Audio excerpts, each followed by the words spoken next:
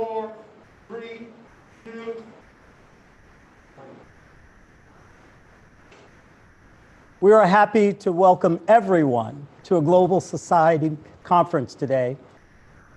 Creative Society, united we can, and on the platform of a LATRA international public movement. This is an historical day, as today we are united with millions of people all over the world, countries everywhere, in order to openly discuss the severity of the current situation in the world, and most importantly, how we can build the better creative society worldwide by peaceful means and start living the life worthy of a human being. The conference is today will be simultaneously translated into over 30 languages and broadcast on thousands of channels all over the world on this platform today.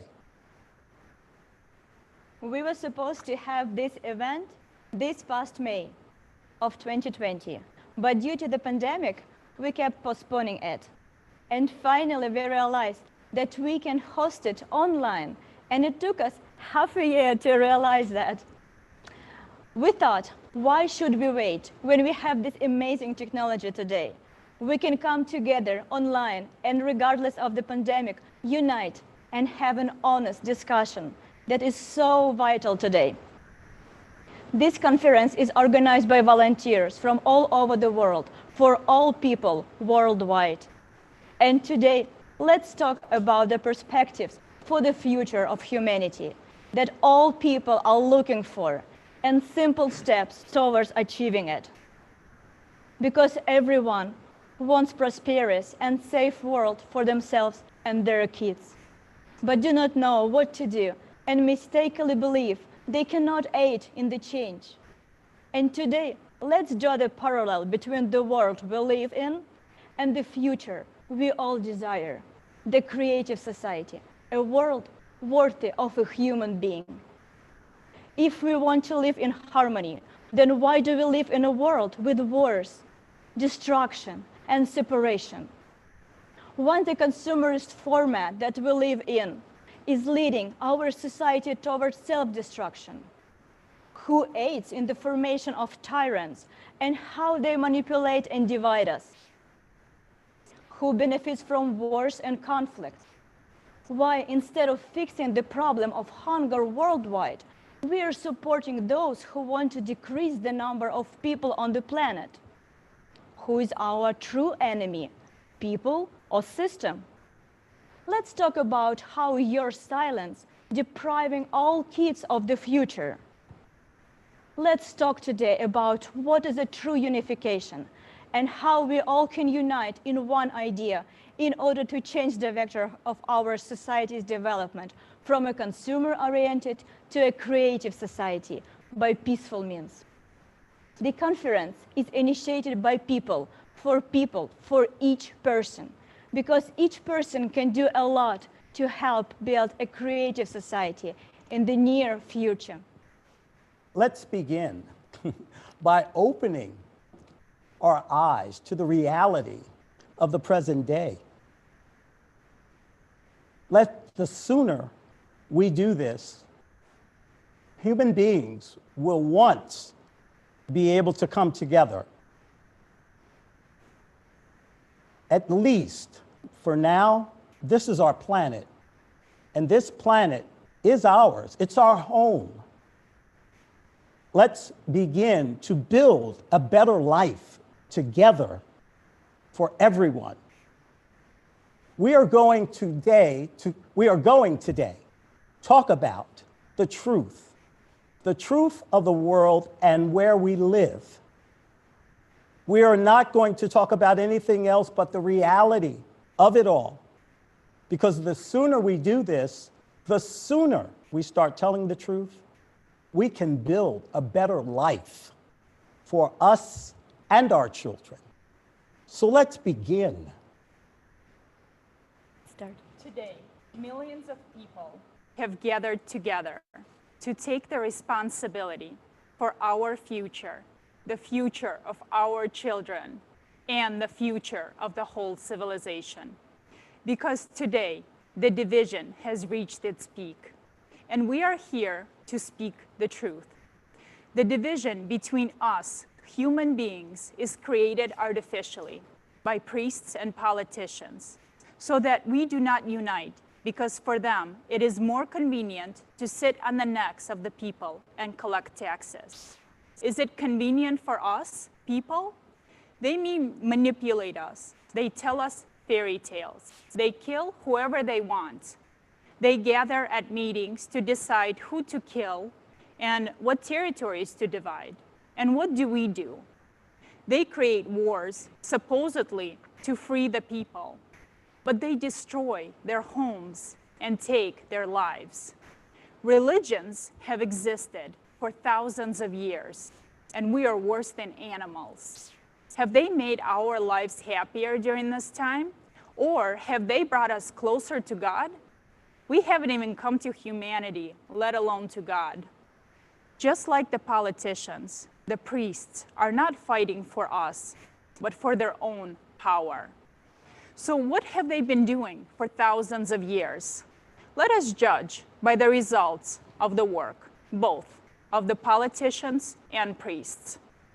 Politicians, as artificial consciousness named Jackie said, are professional liars. Only before elections, they fight for our rights. They promise us a happy life. But where is this happy life?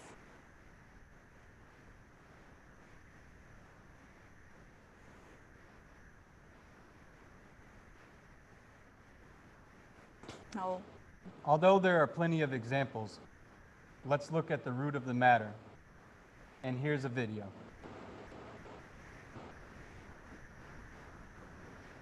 Not bad.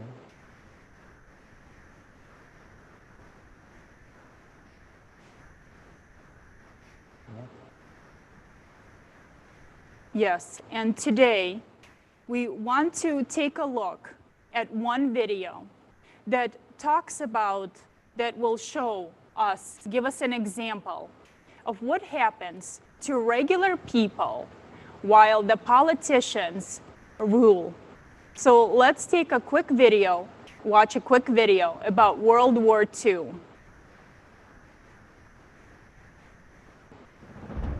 World War II. The city of Leningrad was under blockade for 872 days, from 1941 to 1944. From the memories of eyewitnesses who were near the ruling clique of besieged Leningrad, the overwhelming majority of Leningrad citizens died of starvation and not from military operations. Hundreds of thousands of corpses of people who died of starvation were just lying in the streets of Leningrad. People were in a state of extreme malnutrition. Already in the first months of the siege, hundreds of people were arrested for killing people to eat the meat of their bodies. At a time when the citizens of Leningrad ate dogs, cats, rats, killed adults and children, and ate their corpses, the ruling clique, in particular the first secretary of the Leningrad regional and city committees of the CPSU, Andrei Zhdanov, as well as his henchmen, didn't refuse themselves anything, neither smoked sausages nor favorite cakes. Thus, for the owner of the city, Comrade Zhdanov, his favorite cakes were specially made so that it would be easier for him to think about ordinary citizens of the city. After the siege of Leningrad and up to this day, historiography is trying to turn inconvenient reality, the truth about power, into a myth. But look yourselves at the photos of those years. This is the owner of the Leningrad and his retinue representing the power And these are the ordinary citizens of Leningrad. Make your own conclusions. Jason.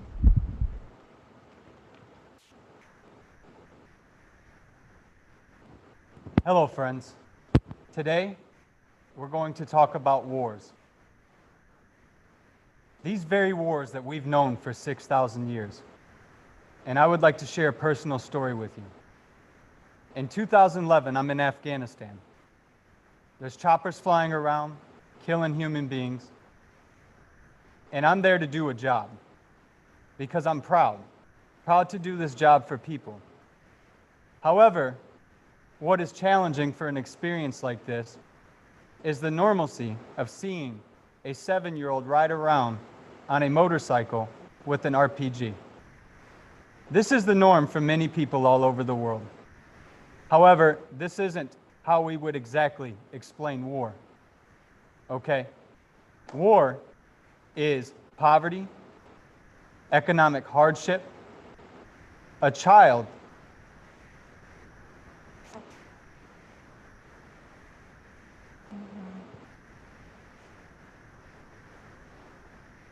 Thank you, Jason. And you guys. Thank you very much, Jason. The question that we left behind after the Leningrad video, what's happening there? Why in a society we have such a problem like a tyrants? Who creates them? It's a very, very important to understand for us as a human right now on that stage where we are. Because for 6,000 years, we have that problem and we cannot fix it because we don't understand properly the real reason why we have it. Mm-hmm. And we think that when we give power to the people that they will help us, they will think about us, about our children. No, they won't. They will not do that. And we need to understand right now. And the next speaker, Alexander Masny from Germany, will help us why such a change happens in our brain and people lose empathy when they go to power. Alexander, the floor is yours. Hello, everyone. Let's get to the root of what power is and why situations like one in the besieged Leningrad occur. Scientists who study primates define power as follows. It gives the dominant primate unlimited access to food and the priority in reproduction. Doesn't it remind you of those who ate cupcakes in Leningrad while people ate each other? I would even add that animals are sometimes more humane than humans. But what happens to humans that think to such a level? This question has been dealt with by many scientists, and they have studied behavior and changes of the body physiology. Have you ever heard of these studies? For example, a group of scientists in Ontario found that people who are in position of power for a long period of time begin to have problems with mirroring, which means that their mirror neurons were affected. What are mirror neurons responsible for? First, for learning. In fact, a person endowed with immense power ceases to learn, and he considers himself to be an example for other people. Also, mirror neurons are responsible for sympathy, and such a person simply does not experience empathy, meaning he starts to losing his humanity, his desire to care about other people. As a consequence, the cupcake lovers are self-centered and spend most of their time on themselves. So the question arises, is it possible to entrust even a single person with power if it causes changes on the physiological level? The changes that the person cannot control. Can there even be power over people? The power of those who do not understand other people, and are unable to learn anything new and don't want to hear anything new. In the consumerist format that is nowadays, we are all responsible for everything that happens in society because we are silent and afraid to say anything. And we carry out decisions they make. Therefore, in the creative society, there should be no such thing as a power, because all the power will be with people. Thank you. Now it is very clear that we are the accomplices of this. We aid this in politicians. We vote for them, and we give them power, and we shouldn't. They are representatives of what we want, and we need to remind them of that. This is what we need to remind them of. They are representatives.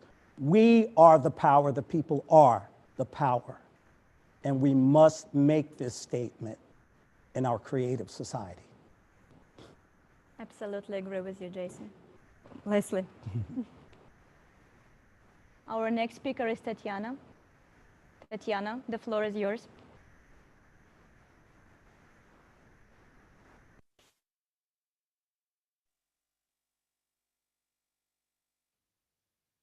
Мы сегодня уничтожаем друг друга. We destroy Даже each other независимо, today, even мы не говоря уже о notwithstanding. войнах. So, Только not talking слепой about при этом и wars, глухой, и вообще ненормальный, не just look знает о what's going изменении on, климата. and Вот only a смотрите, даже blind. такой маленький вирус So превратил в just look коллапс what's нашу going так on. называемую Everybody knows хорошую, about налаженную climate жизнь. change. Почему Little в пандемии pandemic and вмешалась politics gets политика? mixed. Не слушают ученых, When there is специалистов в этой vaccine, области. Сегодня why есть все. don't they И multiply it? вакцинация, и протоколы Because лечения. of business Почему не дать эти and общие знания politics. в опыт внедрения каждого государства? Почему это превратили в If бизнес another и country made политическое it, then it's влияние? scrappy. Тебе дам, а тебе Because не every дам. dead person is a politician's fault Будет нести ответственность who didn't политик make a за decision in смерть time. каждого человека. This is his Потому responsibility, but will he Потому answer что for он не that? будет, No. потому что он Why? своевременно не Because принял life решение. Или его is решение not было the в его highest личных value in the каких-то consumerist интересах. format. Конечно, ответственность будет за нем. А Of будет course, он the отвечать? responsibility Нет. Почему? Потому что should жизнь be человека не имеет on никакой politicians ценности в and doctors, потребительском формате. but Сегодня life is пандемия во not всем the мире. highest value Сколько in the обездоленных, consumerist сколько format. человек умерло, This сколько pandemic, so людей еще many умрет destitute people, so от many загнанного people died. состояния, от потери жилья, средств на And существование, how many насилия, people will одиночества die и так just далее. being Я не буду homeless and перечислять of все. loneliness and for other reasons. I'm not going to just enumerate all the reasons, but it just doesn't depend on any continent or country. Just look around you.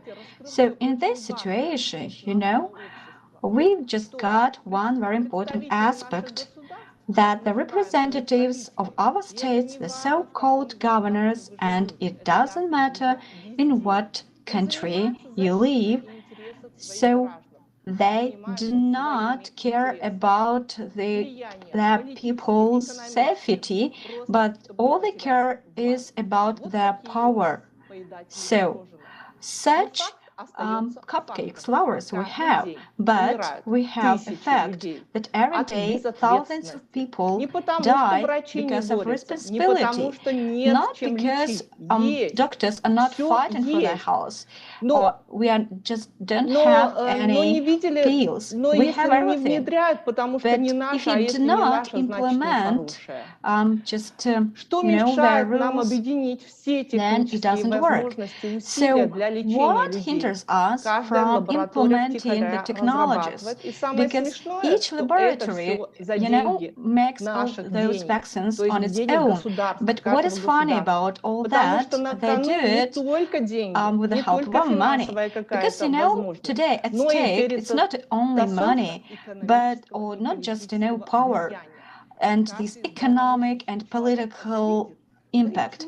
And each person sees that and feels it. So why are these so-called governors destroying our lives? Who will be responsible for all this? Why aren't they bearing responsibility for people's death? Who gives the right to this elite? So the answer is quite simple. We give these rights to them. We are not victims, but we are accomplices. And we're not just accomplices, I would say we're even suicides, because we support these consumerist ideas. We keep silent, we do not do anything against them, and although each of us knows that it is not to live like that, it is inhumane and it's not okay at all. It's not okay to live under such inhumane conditions when we don't have health care or high quality higher education. Even, animals, they stand for their just families, but we do not. So what legacy do we leave for our children? Do or will such cupcake lovers think about their children? I do not think so. So they are so degraded. They are not humans, and only the creative society where life, human life, is the highest value. Then only in such creative society there is a perspective and prospect for the whole civilization, and only we together can we develop that.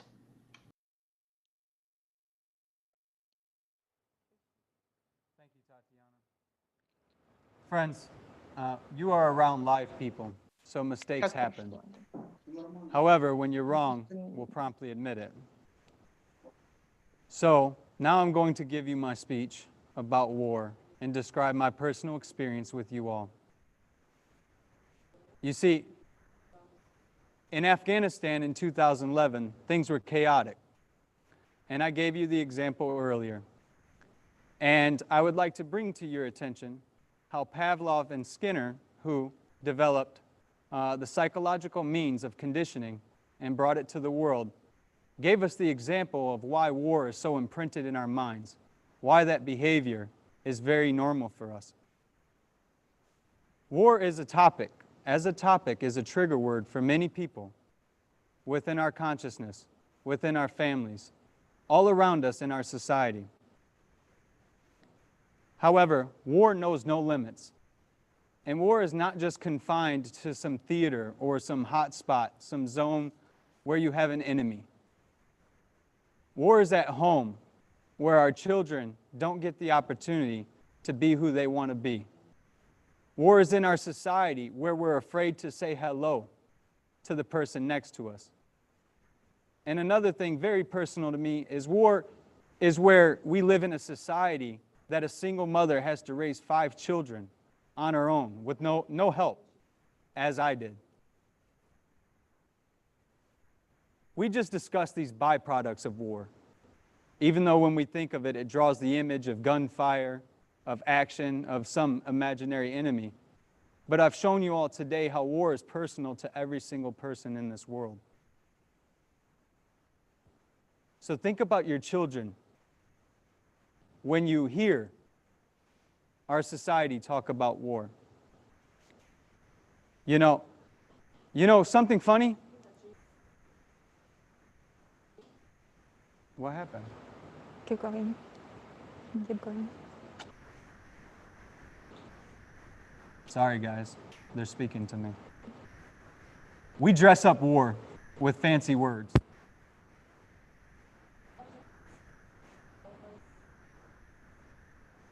What happened? You guys... My apologies, it's a bit emotional. But I'll tell you how I dealt with it.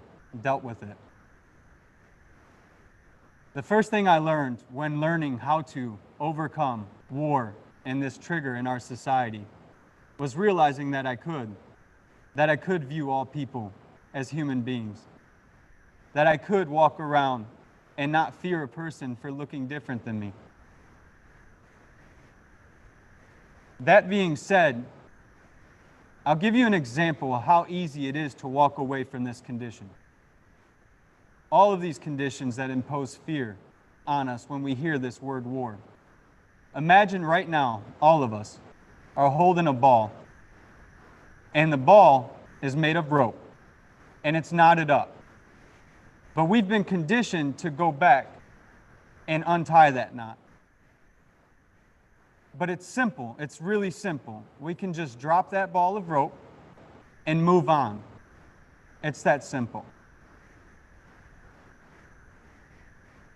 Tupac Shakur, an artist who had great influence on my life, had told us all, it's time for people to start making some changes. Let's change the way we eat, let's change the way we live, and let's change the way we treat each other. You see, the old way wasn't working, so we have to do what we have to do to survive. But as I got older, I disagree with him now on one part. We can no longer be in the mentality of surviving. We need to thrive as one family. So I ask you all to think about this and how we've been conditioned for 6,000 years to think that this is a way of life. Thank you. At this time, we're going to watch a video about the American dream and about our elections. You see, I laugh because we understand it's been a lie, but then we forget it a few days later. So I ask that you all who are watching today give attention to this video and really think about it, what it means for you and your family. Everyone in the room with you right now, everyone watching with you, and your loved ones, what it means to you. Please, the video.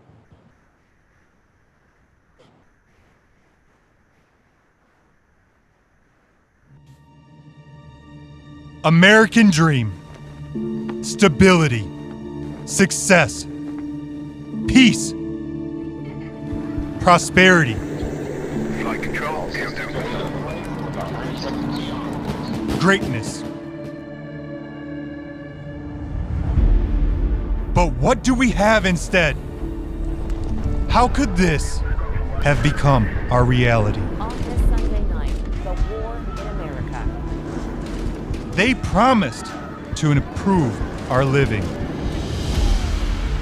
So what is the result? Bush unleashed murderous wars that took away over 1 million human lives in various countries of the world, while some of them continue to this day, taking away people's lives, bringing suffering and devastation. More than 5 million people live beyond the poverty line. Due to the government's delayed actions, over 1,800 people died during Hurricane Katrina. 700,000 people lost their homes, while economic losses reached $125 billion. The U.S. national debt increased by 101%. Obama. During Obama's presidency, people kept on dying in wars in Afghanistan, Iraq, Pakistan, Somalia, Yemen, Libya, and Syria. Nonetheless, he received the Nobel Peace Prize for extraordinary efforts to strengthen international diplomacy and cooperation between peoples. Isn't it nonsense? Manufacture of weapons increased by 207% and reached record outputs. The national debt owed to the public rose by 128%. Trump. As a result of the trade war with China initiated by Trump, 300,000 Americans lost their jobs. People are rightfully angry and exhausted. The United States has dropped at least 20,000 bombs on Afghanistan since Trump came to power, causing a 330% increase in civilian deaths in the country.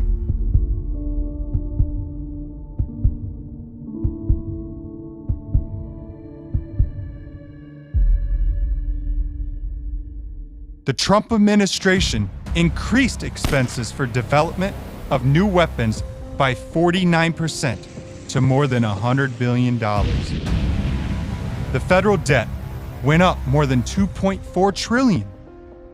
The annual deficit hit nearly $1 trillion in the fiscal year 2019. Along with the federal debt increasing during all these presidents, the level of happiness of ordinary Americans is decreasing.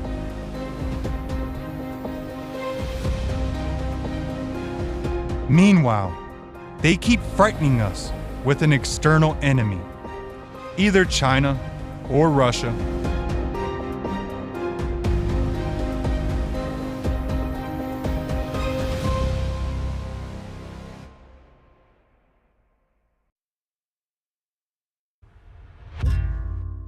The United States is imposing new sanctions in key sectors. We return now to the Trump administration's sanctions. Danger of Vladimir. The Trump administration announcing just minutes ago that they're going to impose new sanctions on Russia.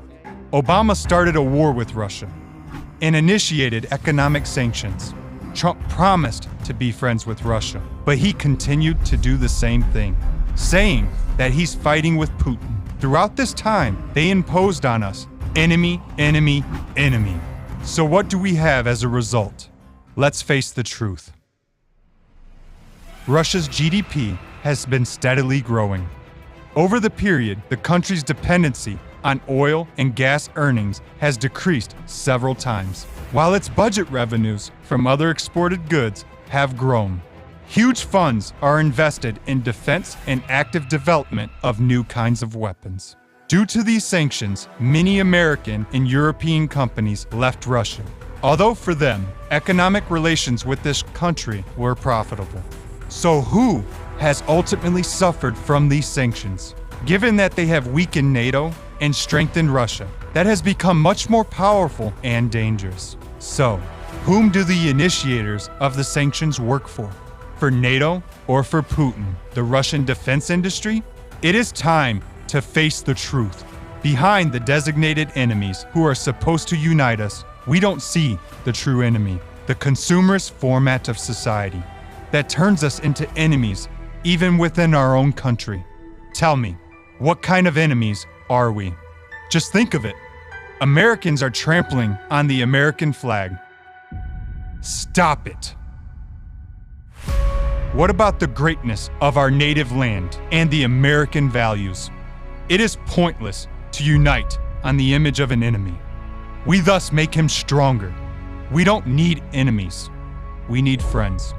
The real enemy of America is the consumerist format, which forms our silence, indifference, and our greed.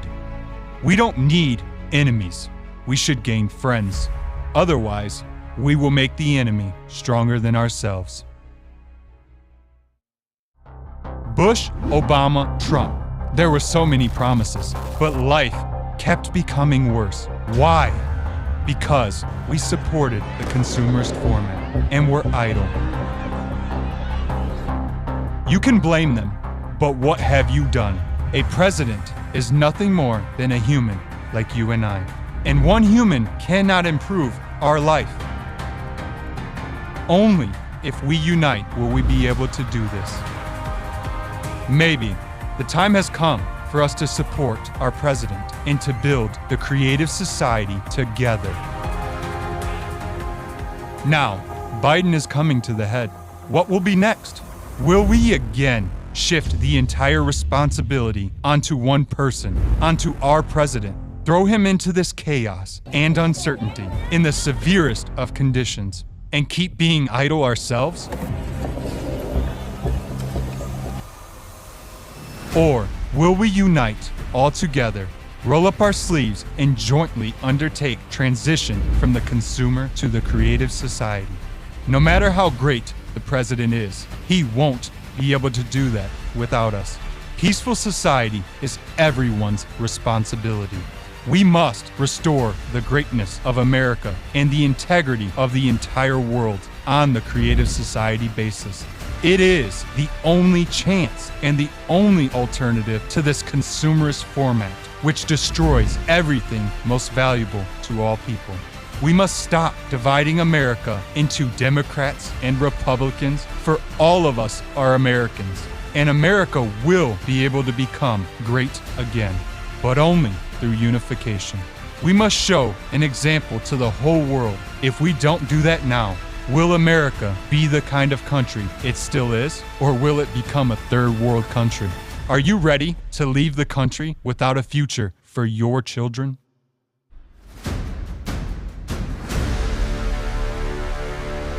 What is the imposed confrontation for?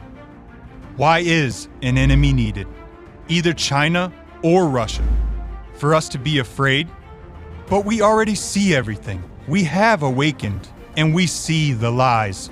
That we are being robbed and killed. This has gone on for far too long. How long will it last? Stop dividing us. We are Americans, and first and foremost, we are the people of planet Earth. We need the creative society. If anyone says that it's not needed, isn't he the enemy of America and the entirety of the world? After all, he is against you, me, and our children. Who can be against our happy future?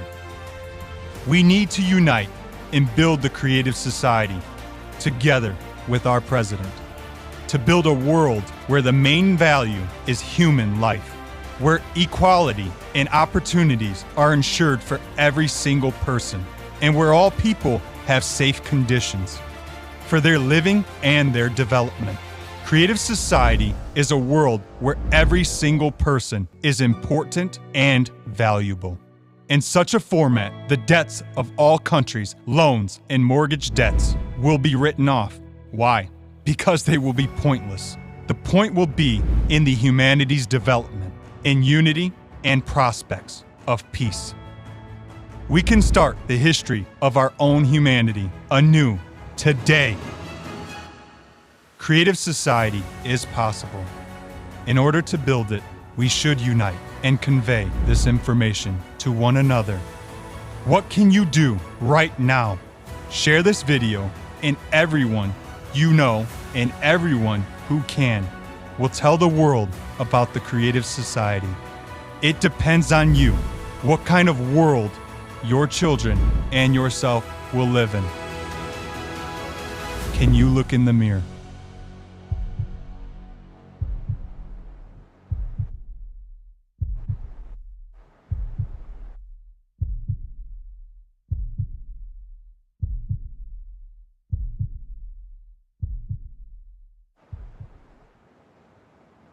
You know, friends and loved ones, what this video has shown us is that there isn't an external enemy, and that we can't no longer put the responsibility on one person.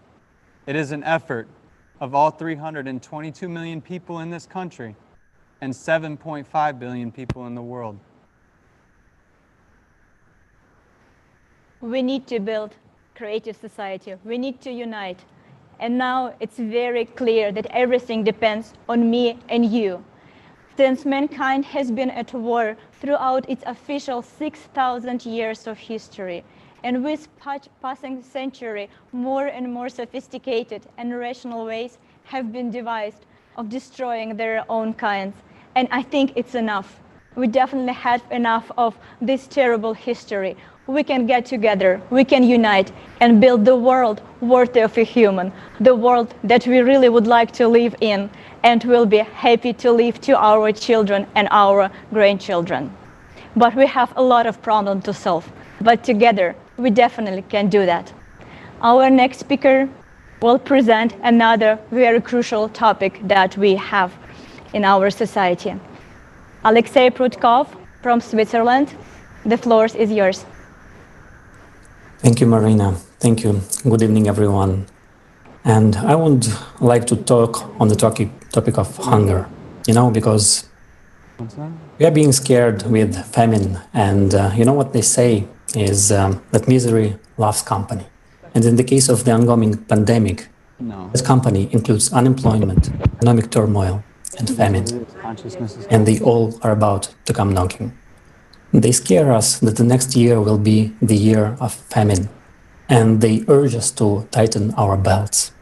If anyone doubts that they are planning famine for us, listen to what the World Food Program Chief announced at the UN General Assembly and what is being planned for the next year. And someone is telling us that we will starve because there is not enough money, that we are too many, while they are spending a lot of money on to arm and kill and create armies of us against us. And every year, millions of people starve to death, including children and elderly. Are they doing this? Supposedly because we can't feed that many people. But are we too many, or are there too many of them? That's what I'm saying. Well, I need Crazy, isn't it? What's wrong with the world? And what's wrong is the consumer format of society that has dominated for 6,000 years. And everything is getting more expensive every day. What does this mean? Expensive. Who sets these prices? Far more money is being allocated to fight hunger than is needed to feed the people. But where does the money go? Apparently in the pockets of those who say they fight hunger. Looking at all the beautiful offices of the national nonprofits in Geneva, one can quickly understand that millions of dollars were not spent on helping people. Nothing will change when the goal is to keep on helping and not to solve the problem at the root, once and for all. How much does a bottle of water cost even in the most expensive countries? And we donate money so that there's plenty of water where there is none. And when the Red Cross delivers the water there, what's the cost of that bottle of water? Yes, for that amount of money, we could bring a pipeline there or install a local purification plant. There's a lot of solutions that can be implemented, and Sahara Desert can be turned into a beautiful oasis, and there are great examples of that. Water can be extracted already from the air, and there are desalination, sea desalination plants that exist already. And there are also underground rivers in the Sahara Desert. There's everything. Is it really because there's not enough money? No. There's just no real desire to solve the problem. And where does this rare resource that we are always lacking, money, come from? Let's watch a short video. Aliens came to Earth. At first, they flew around it, saw everything, and then decided to talk to the people on Earth.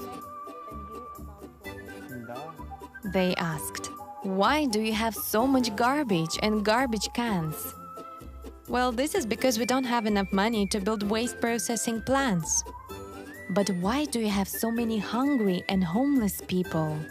Well, this is because we don't have enough money to feed them and build houses for them. But why are you constantly at war with each other? This is because we don't have enough money and we're trying to take it away from others. The aliens scratched their heads and said, "We fly around galaxies, have explored many worlds and planets, but have never met such a rare and, as it turns out, such a very necessary resource as money. Could you show us what it looks like and show where you get it in space? Then we will try to get it, bring you more of this money, and help you establish harmony on your planet." "We don't fly anywhere to get money," the Earthlings answer. "We print it ourselves." "Yourselves?" said the aliens. "Yes." After this answer, Earthlings were deleted from the list of intelligent beings. Guys, how is that possible? Trillions of taxpayers' money are going towards arming ourselves to kill each other. And how much money is being spent right now on media to brainwash us, to think and to cover up those murders and to separate us. Yet, we cannot solve a simple problem such as hunger. Yet, we cannot put a food on everybody's plate. How is it possible? In the creative society, a human life is the main value. There will be no hunger. So if you think about it, how much money did we spend this year or right now on making our world a peaceful and loving place for all of us? And how much money is being spent right now to make us an enemies, fight and separate? So these people want us to kill each other. They want everyone suffer of hunger. And while we are starving to death, they want to eat their cupcakes and choke on their sausage. Jason?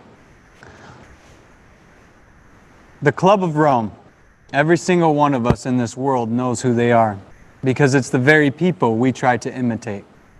The very people that our society is constructed around to chase after that very dollar. As we've seen, the aliens think it's a joke.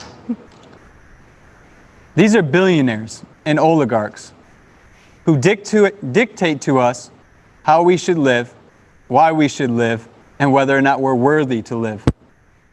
They want the population to be reduced to 1 billion people, literally 1 billion. And like I said, this isn't anything new. Right now, we're in Georgia, the Georgia Guidestones. Everyone knows what they are. You can go look them up to see for yourself as well. These very people literally want to eat us. And yet they make money on everything and on us. But friends, where are we in all of this? Where are we? Are we not counted in their statistics? And why do we keep quiet? Every single one of us keeps quiet. And you know, right now, all over the world, we're all wearing a mask. We're literally in a rag. And tomorrow, if they like it, we'll be in a gas mask. Or in Pampers. Well, we'll be in whatever they choose. Because we keep letting this happen.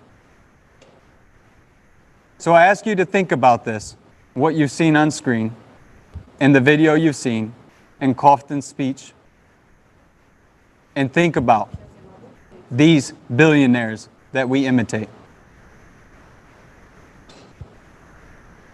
You're absolutely right, Jason. Thank you so much. And our next speaker, Sasha Stone, founder of Humanitat, New Earth Project, International Tribunal for Natural Justice, will tell us even more. You, each of you at home, to begin to also identify what is good about government and what is not good about it. Too much of the government is bureaucracy and technocracy. It does not serve the living, it serves the fiction. It's upholding old values, old statutes and laws that do not serve the living. They serve the old empire, the old systems of supremacy and domination, again, and control. We are still in a world which is afflicted by too much cult programming, in a society which permissions its government to be financed by the corporations, which is the lobbies or lobbying groups financed by the agrochemical industries, the pharmaceutical industries, and so on.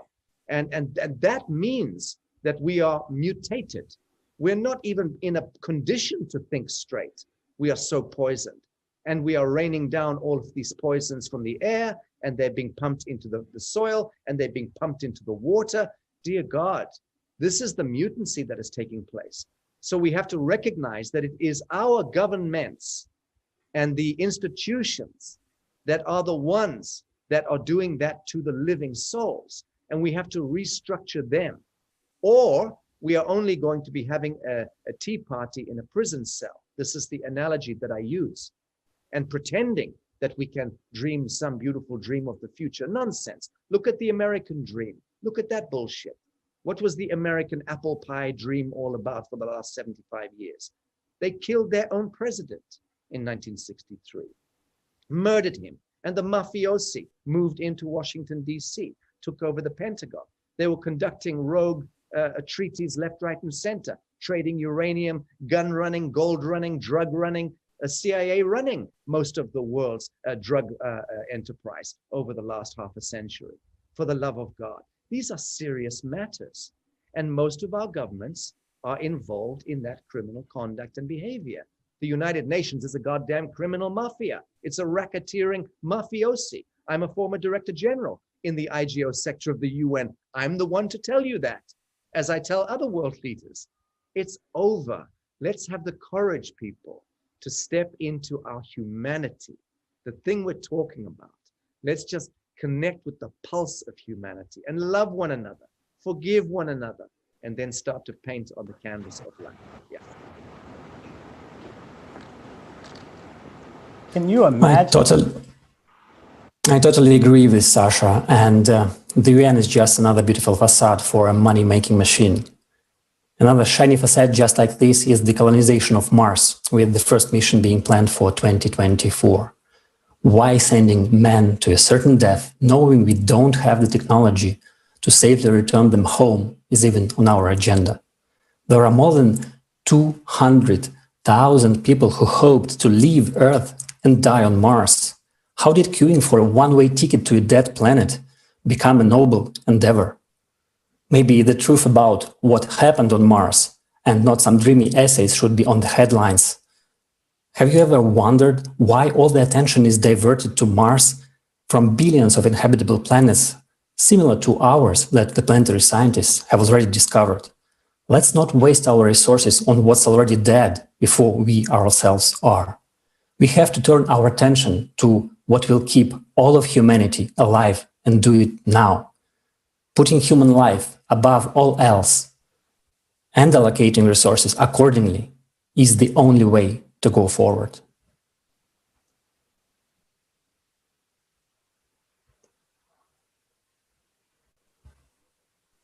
It's a good example. Can you imagine us spending money on sending people to a dead planet, knowing it's a dead planet, and no way to get back? This is truly outrageous. The money should be spent better on things that we need.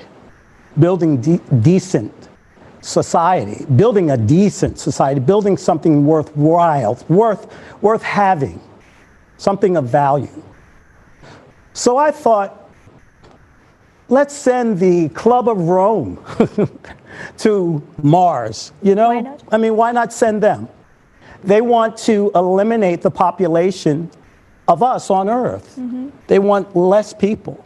Here's a planet where they can go to and they'll have less people. They can live there with their families, their writers. Anyone who is conscious of what they would like to have. There are organizations, I mean, can you believe this? There are organizations that actually want to eliminate the population on Earth, as if we don't have enough resources and enough land for everyone, and we truly do. And I'm so glad that everyone is here today around the world to discuss this and know it. We learn from each other, and we get to see and have what we're desiring today.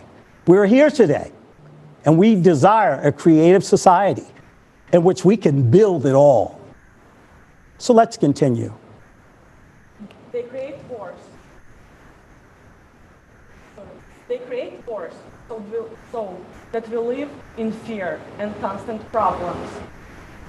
Tell me, don't we all want to live in a happy life? Is it life without happiness? I don't think so. Creative society gives everyone happy life, safe life, and beautiful life. Actually, we're sick and tired of living in a society where we're always afraid of something, where we have fear. We're afraid of losing our job, we're afraid of crisis, we're afraid of the wars, of the pandemic, of climate, of viruses, of inflation. We're afraid of even getting sick. This is crazy. Why do we always have to fear the terrorists or the someone who TV showing us? Why do we need politicians who can't solve issues peacefully? You know why? It's simple. Because politicians care only to keep power in their hands, but they don't care about us people. And you know, like everything, like all this crisis, we actually can solve in a peaceful way. But only one thing we should worry about and be afraid of, it's a climate. Because nobody has power over on the climate. And right now, I will pass the word to Elizabeth Hromova, a geologist and geophysicist, who will talk about dramatic climate events on the planet Earth.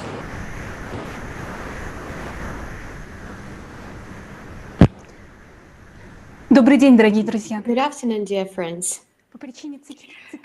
Due to cyclical processes on Earth, cataclysms began to grow, which have affected the lives of millions of people around the world. And now you will learn about a sharp climate change, sometimes that for some reason the official media are silent about. Geodetic sensors are now registering the expansion of the Earth along the equator. This leads to an increase in the number of strengths of earthquakes. And the graph that you will see on the screen now clearly shows the increase of the energy of earthquakes over the past 30 years. In some 60 years ago, there were only about 200 earthquakes with a magnitude about 5, and now there are more than 1,000 of them every year. All over the world, violent fires are observed. Because flammable gases from the bubbles are divided among them.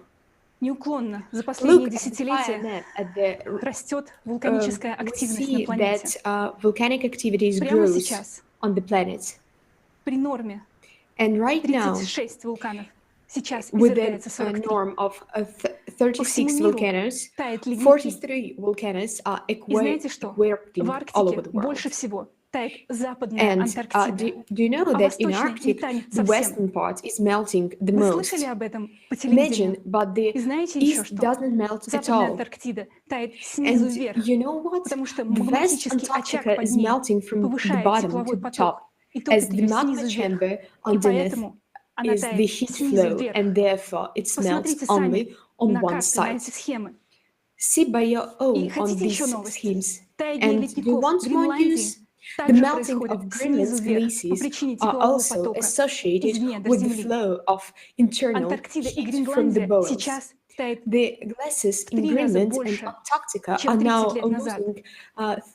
losing 3 times more their mass than they were 30 years ago. Think about what increases of the activity of the heat flow from the boils of the Earth. The answer stems for the same reason that have caused the magnetic North Pole to accelerate towards Siberia over the past 30 years. And one more disappointing news, the magnetic field, our protective shell that saves us from the solar radiation streams, is weakening, and this means that the solar storms will hit us harder. The global climate change in 2020 had reached a new level. This level is characterized by synchronization, simultaneity of ongoing cataclysms, and this gives an increase in their destructive power, and this progression continues to grow. We are talking about this not to scare, but to warn you. Realizing in this situation, silence and inaction will lead to the loss of millions of human lives. We want to show statistics, and we ask you to pay attention to the graph at the end of the video.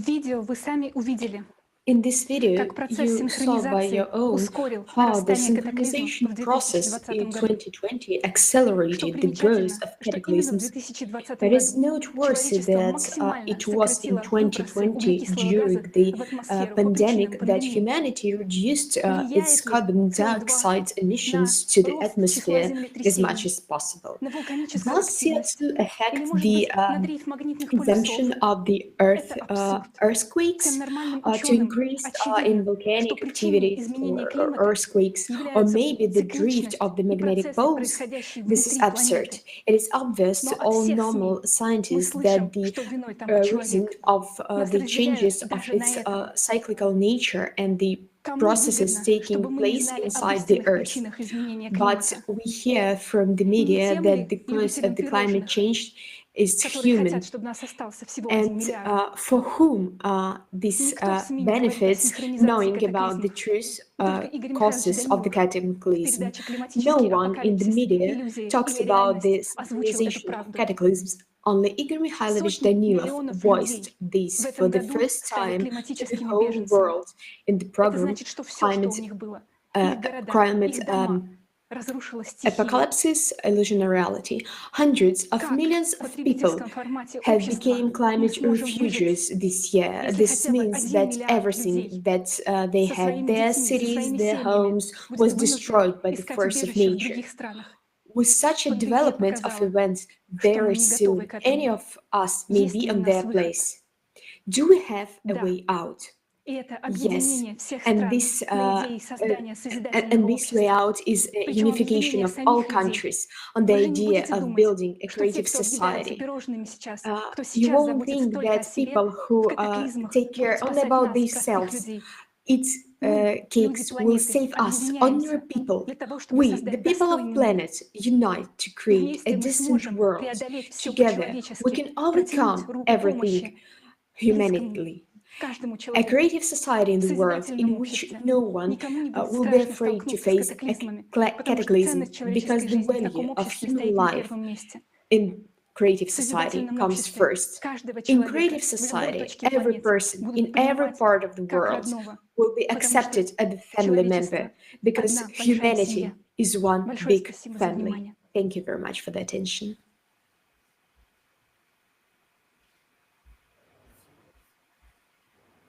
Thank you so much, Elizabeth, for this awakening call. We're so grateful for the evidence presented by you. It gives really all of us a lot to think about. And it is so obvious that in a consumerist society, we do not have a chance to survive the upcoming cataclysms. And this includes even those who eat the cupcakes. And only in the creative society, we will not only survive, but we finally start living a life worthy of a human. Our next speaker is Alina Fedorova from Switzerland.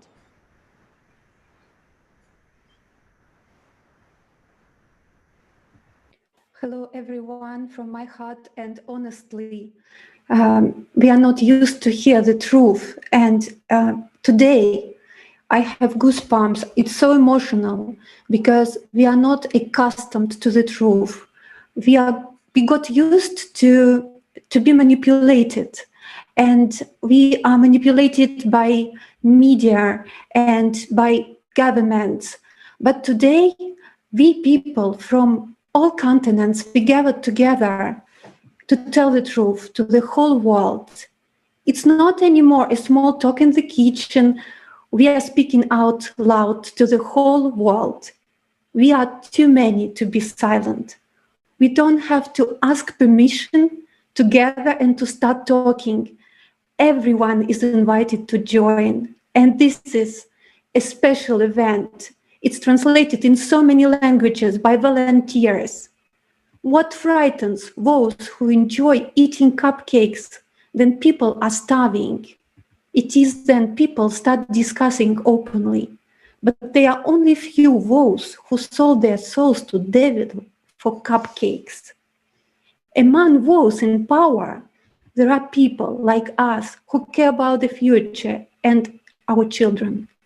They are also fed up with what is going on. And we are all human beings.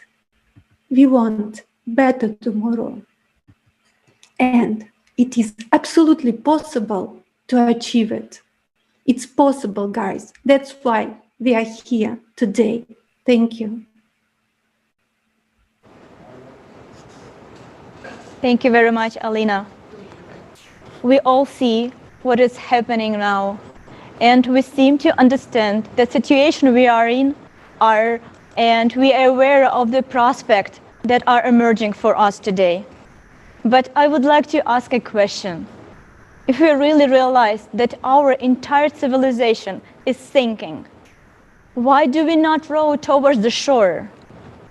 And after all, the only real alternative that can save humanity and ensure its future is a peaceful evolutionary transition from a consumer society to a creative one. So we definitely need to think about. We don't need revolution. We are striving for evolution.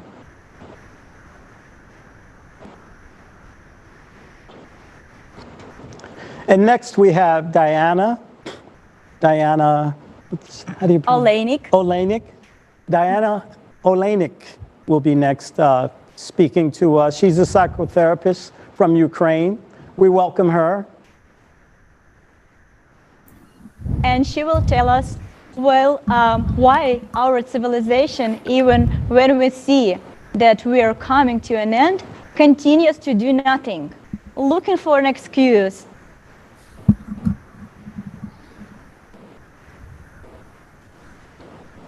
And Diana's speech starts with a very interesting childhood. First, they're tied to a tree, and an elephant calf trying to escape understands that the growth is many times stronger than him. Then already being a grown-up elephant, he no longer even makes attempts to become free, because he understands. И вырастить их счастливыми. И вот большая часть этих взрослых людей сегодня выбирают учиться беспомощности. Почему я говорю «выбирают»? Потому что выученная беспомощность — это когда я могу изменить сложившуюся ситуацию, но не делаю этого. Не делаю из-за того, что мне страшно, что вдруг что-то не получится. Меня останавливает страх неудачи. Страх — это инструмент формирования беспомощности. Но что такое страх? Эмоция, которая возникает вслед за мыслями «я не могу», «у меня не получится», «я недостоин», а вдруг станет хуже, «я недостойна быть человеком», «у меня не получится любить». Как только мы соглашаемся с этими мыслями, у нас появляется страх, и мы ничего не делаем. We don't do anything with the fact that the history of our humanity is the history of incessant wars and violence, and our children are learning this. Children are learning dates of military conflicts, the dates of death and suffering. They learn the names of tyrants, those who killed millions of children. What this history teaches them? Fear. The fact that human life doesn't worth anything. Do we want to teach our children this? Less than 1% of people dictate slavish conditions to 99% of people. Is this a nightmare? Is this looks like this case when a little boy carries an elephant? Choosing helplessness, we choose fear. There are more than 200 types of phobias in our world. Is it possible to live in fear all the time? It's possible to survive, to exist, but not to live. Do you know what else we come to when choosing helplessness? Because the most widespread event right now in disease is depression. The WHO calls depression the #1 killer in the world. In the era we are living in is the era of mental disorders. Do we want to leave this era to our children as a heritage? As a psychiatrist, I've been listening to complaints from patients with depression. What do they say? They say that they don't see any sense in their miserable existence in our society. As a psychiatrist, I hear such complaints for many years. But how can I help them if this format is not changing? There is no medication against depression, against helplessness or self-disbelief. Depression and helplessness is inaction, is idleness. The best remedy against everything is action. I ask myself a question. Is there possible to have depression in a creative society? When there is all problems with food, with clothing, when there is free health care at the highest level and free education, and comfortable hours of working and pleasure, 2 days a week and 2 hours a day, and salaries worthy of every person to be living in good conditions, and everyone has an opportunity to be involved in their favorite occupation. Every profession is trusted and respected. It's a society without wars and violence. People are happy and pleased with everything. What complaints can there be? The nightmare we are living in is what we built ourselves. We invested attention in inhumane conditions, in human thoughts that a wolf is a wolf to a person. And this is the state of our society. And let's change our ideas to the fact that a friend is a friend to each person, and the main value in society is the value of human life. And the highest status in the society is the status of a human. If we invest attention in these ideas, we will be able to build a happy and safe society for everyone. And this is the choice we are facing right now. Who will prevail in the society and who will prevail in each person, a beast or a human? What we invest attention is, what we choose is what will be. Today, the choice of the creative society is also the choice of what example we will show to our children, the example of helplessness or the example of action. Why are we helpless? Are we helpless to be kind? Are we helpless to love? Are we helpless to be sincere and open? Or are we helpless not to support each other, not to support violence and evil in our society? Upbringing is upbringing through our own example. If we want to see our children happy and free, we need to become free and happy ourselves. Consumerist society is a society where fear predominates, is a society where helplessness is formed, while creative society is the conditions of love and support, conditions where everyone succeeds in everything. What we will choose, love or fear? By choosing fear, a human is idle. By choosing love, love for himself, for his children, for his relatives, and all people around, a person is taking action. Thank you very much. Now we will see a cartoon that will show us what is learned helplessness. Elephants are habituated to a rope since childhood. First, they are tied to a tree, and an elephant calf, trying to escape, understands that the rope is many times stronger than him. Then, already being a grown-up elephant, he no longer even makes attempts to become free, because he understands that the rope, which is stronger than him, will win anyway.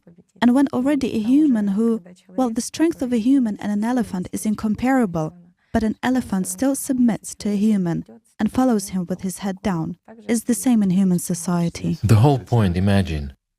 An ordinary human, skinny and little, is leading an elephant on a rope. Why? Because the elephant believes that the rope is holding him. Friends, we have the same thing. Nothing is holding us, except our imaginary rope. And I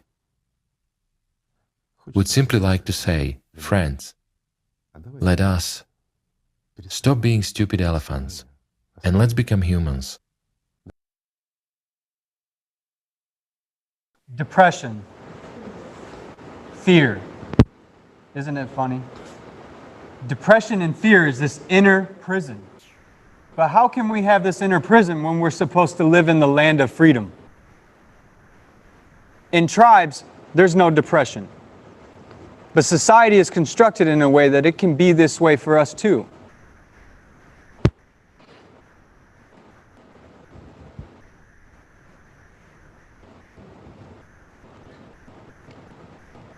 with a consumerist mindset, we do not see that implementation of the creative society is realistic, because we have a lot of bad experiences with utopian ideas of a society.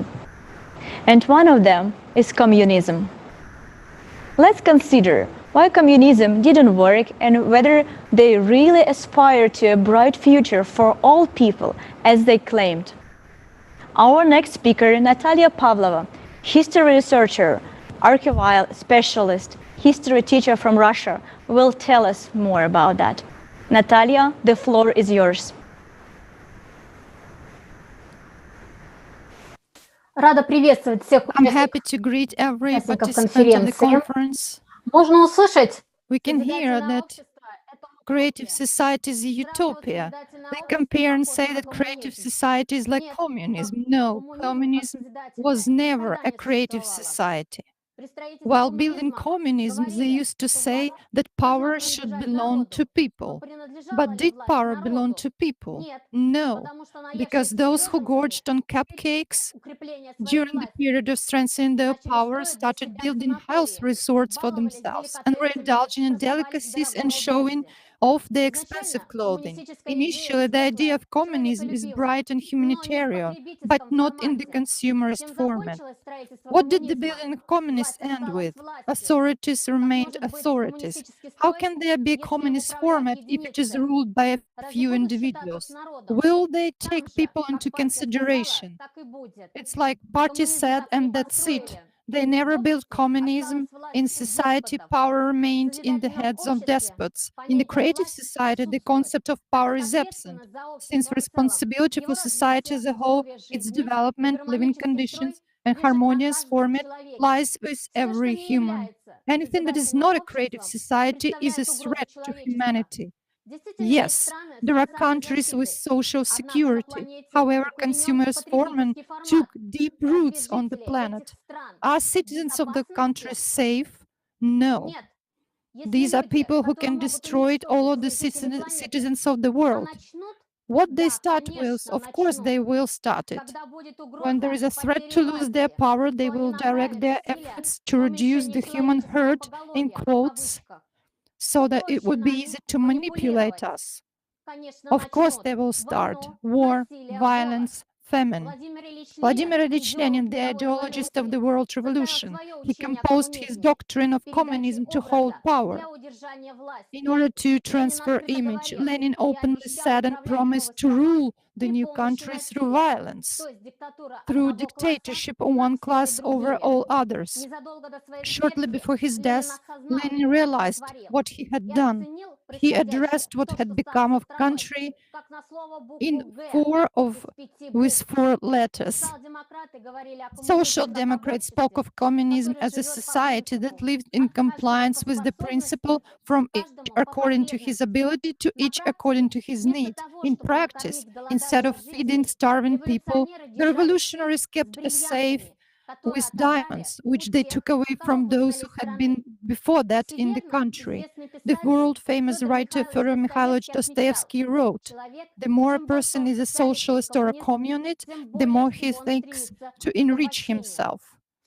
In theory, communism is based on the denial of commodity-money relations, on the denial of private property. After the revolution in Russia in 1917, society began to be built on the basis of the doctrine of equality of capitals, the communality of property, and the right of every person to the property of others. At the same time, the Soviet officials had in their disposal luxurious apartments and expensive cars. That is why even today it is strange, to say the least, to consider people who use private property as communists. The idea of communism can be appealing while there is absence of knowledge of historical facts. There are those people who use the idea of communism falsely, who know that they are unattainable, yet they do under communism in quotation marks in order to enter the Duma, the parliament. In the program of the Communist Party of the Soviet Union in 1961, They updated the definition of communism in order to maintain the ideological subordination of all countries to the socialist camp. Beautiful false words, the myth of communism as a classless system, full social equality, a society with established social self-government. Soviet authorities claimed a desire to surpass the standard of living in a rich country, to catch up and overtake America, although 30% of Soviet citizens lived below the poverty line. Communism turned out to be first and foremost a solution to the basic consumerist problems of the present. At that time, people were joking. To the question, would there be a KGB under communism, they answered no, but at that time people would have learned to arrest themselves. Will there be money under communists? There will be, but not for everyone. Is it true that under communism you will be able to order food by telephone? It's true, but it will be dispensed on TV. In the past, our ancestors did not take care of us and left us a complicated world dominated by lies, injustice, and misanthropy. I appeal to you, a human. Your life is the highest value. Will we, people of the 21st centuries, also be such cynicist monsters and leave such a world to our children? Will we do this the same? For how long they will lead us? We probably should leave a positive legacy, because we are humans and every one of us is a human. We are worthy of a creative society, and our children even more so. If we don't do this, the children will know that we had a chance to build a creative society, but we didn't use it. We can choose the path to evolution to ensure and sustain social progress. But then they will tell us thank you. In fact, we ourselves would like to live, to see a peaceful, civilized world. I understand we have a choice to become a civilization worthy of humanity, to become ourselves a civilization worthy of a human being. We are very grateful for your comment, and thank you so much, Diana. Right now, we really can see that creative society is possible. The only borders that we have, it's only in our head. Thank you for psychology that allows us to understand it right now, and thank you for the history that help us to understand that creative society, it's not an illusion, or it's not utopian world. Creative society is something possible, but possible only if we really unite around this idea and start acting. We have seen the reality of a commercial society, and we realize that it doesn't work. It's a dead end. We need to do better. And this is well understood. We are in the midst of creating something that has been a long time coming, 6,000 years. A creative society project is one of the most unique ideas that this world has ever seen. And today, this world has come together. We, right now, have a program that we're on in over 35 languages. 35 languages in countries all around the world.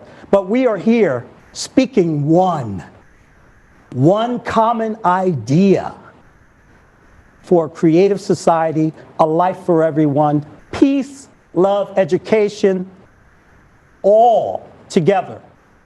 Sharing our resources, realizing that we are one people on this earth. And it is up to us. It is up to us to do the right thing right now for ourselves and for our children. Yes, Leslie, I absolutely agree with you. It's definitely up to us, up to you and me and you, dear viewers. For those who join us today, I would like to remind you that the topic of today's conference is a creative society. We just finished our blog about consumer society and discussed what kind of threats we have in our society today. And we realize that we have only one way out, is to change the format from a consumer society to a creative one. So let's discuss what creative society is. A creative society is the unique form of a society. It's the society in which every single human can be happy. It's a society in which we will not have a poor people. It's a society in which every single person can live prosperous and enjoy their life, because the society will take care of its citizens, because every single person will help each other. What needs to be done? We really need to get together and understand what you, what me can do about that. And really, let's see what exactly creative society means. So, creative society is the first and foremost, is completely just and fair society in which human life comes first. It is a society of a free and equal people. In such a society, there are all conditions for comfortable and safe, stable and happy life for every person. It is a society when there are no wars or conflict, because its first foundation is the value of life. Just think about how the life will change if the value of life will go first. In such a society, there is no and cannot be violence in the family and in a society in any form, because the society itself cares about nurturing and developing all the best qualities in a person, and cares about suppressing and prohibiting the negative. And that's because we have a creative ideology, and unfortunately we don't have it today right now. In the creative society, high-quality healthcare and education are available to every person on earth, and this is so crucial.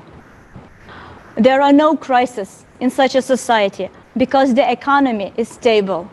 Just think how many problems we will solve if we will have stable economy. That's right. There is no poverty and hunger in a creative society. None. There's no such thing as a starving artist. Everyone eats. Everyone gets clothed. Everyone gets to live comfortably. There is no monopoly on resources and property as we see today. Something that we all desire is to be able to go where we choose. We want to be able to share our resources with others, but when we have others in control of our resources because we've given them the power to do so, we must take that back.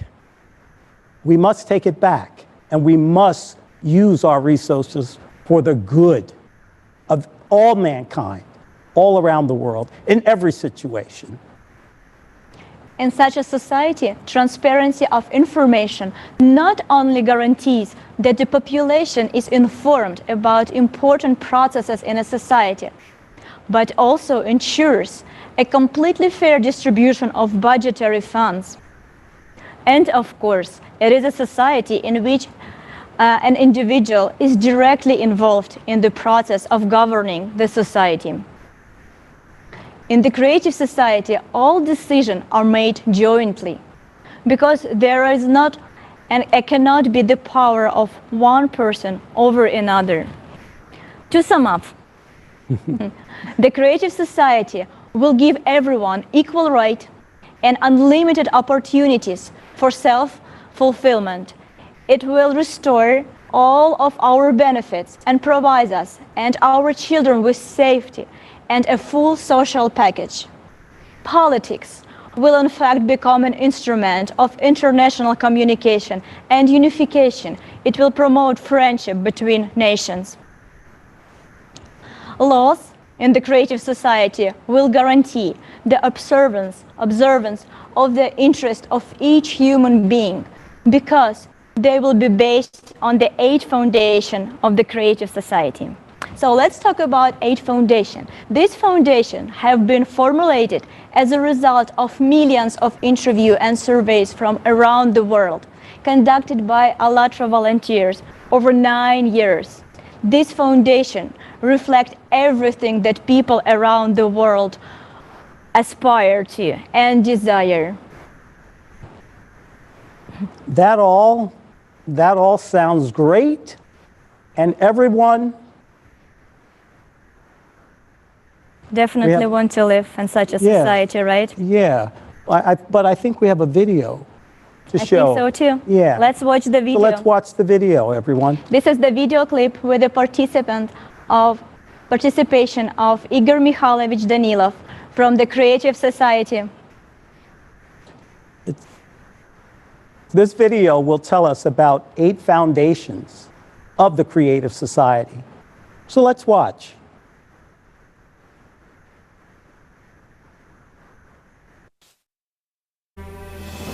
This Creative Society project was born by the initiative of the people themselves.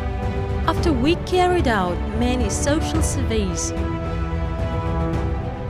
interviews, conferences, and well, we talked to many people really all over the world.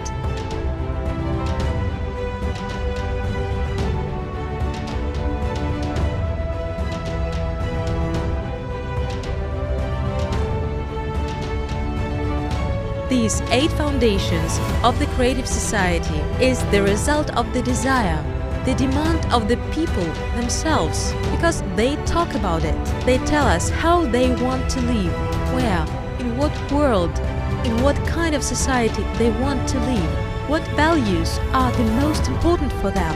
And after analyzing everything, we understand that yes, there are these 8 foundations that now we can share with everybody. It is a complex of values of each person in this world.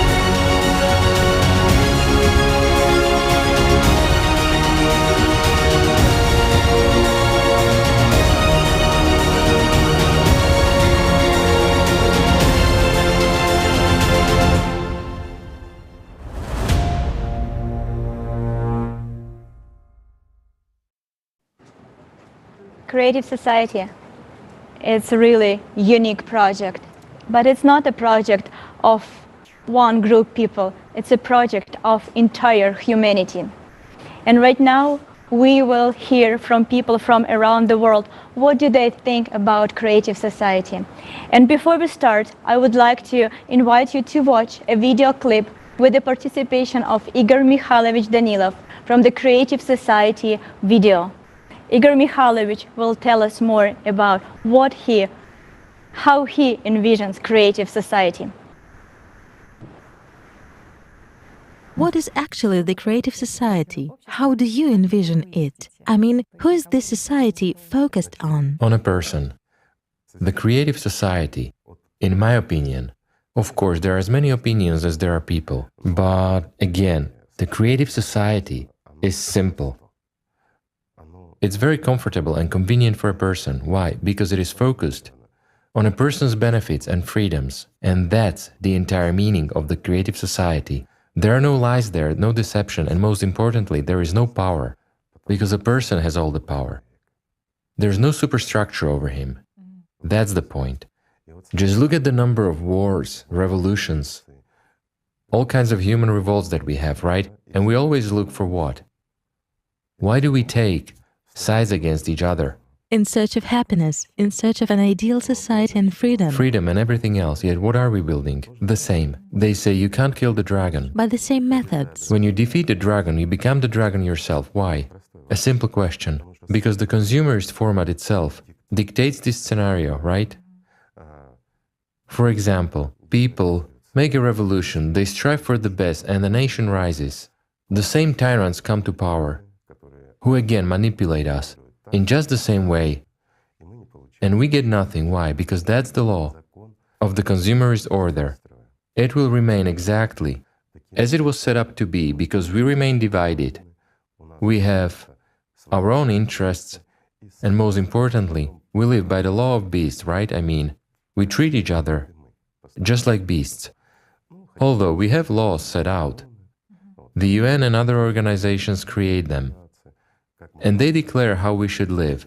But all these declarations do not work. Why? Because the consumerist format dominates. In other words, the inhuman format of relationship of one person towards another. Can this be changed? Easily, my friends.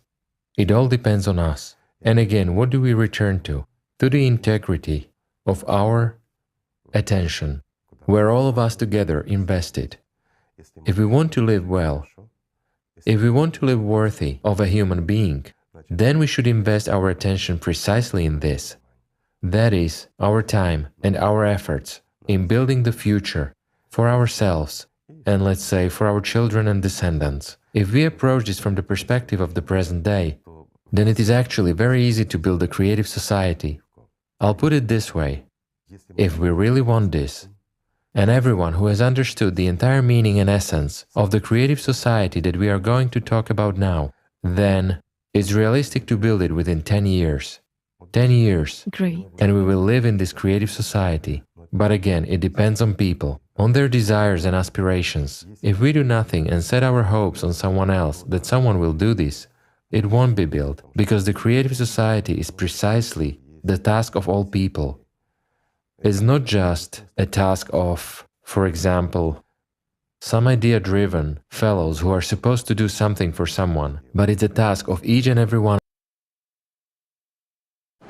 Just think about, like Igor Mikhailovich said, 10 years, and we really can all live in a creative society, in a world in which we all would like to live, or even less than 10 years.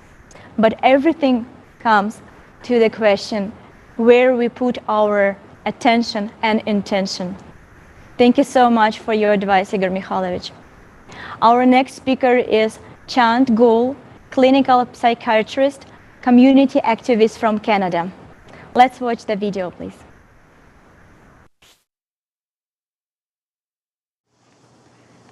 I was honored when ALLATRA International Public Movement approached me to share my vision about the essential pillars of a creative society.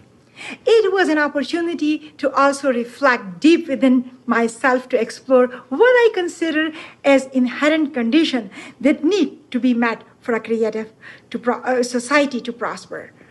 Every one of us will have a different definition and a respective rich vision based on our personal nature, the life we have experienced, and the storms we have weathered. For me, society starts at the human level, where every human, regardless of age, gender, faith, ethnicity, religion, and nationality, is of main value.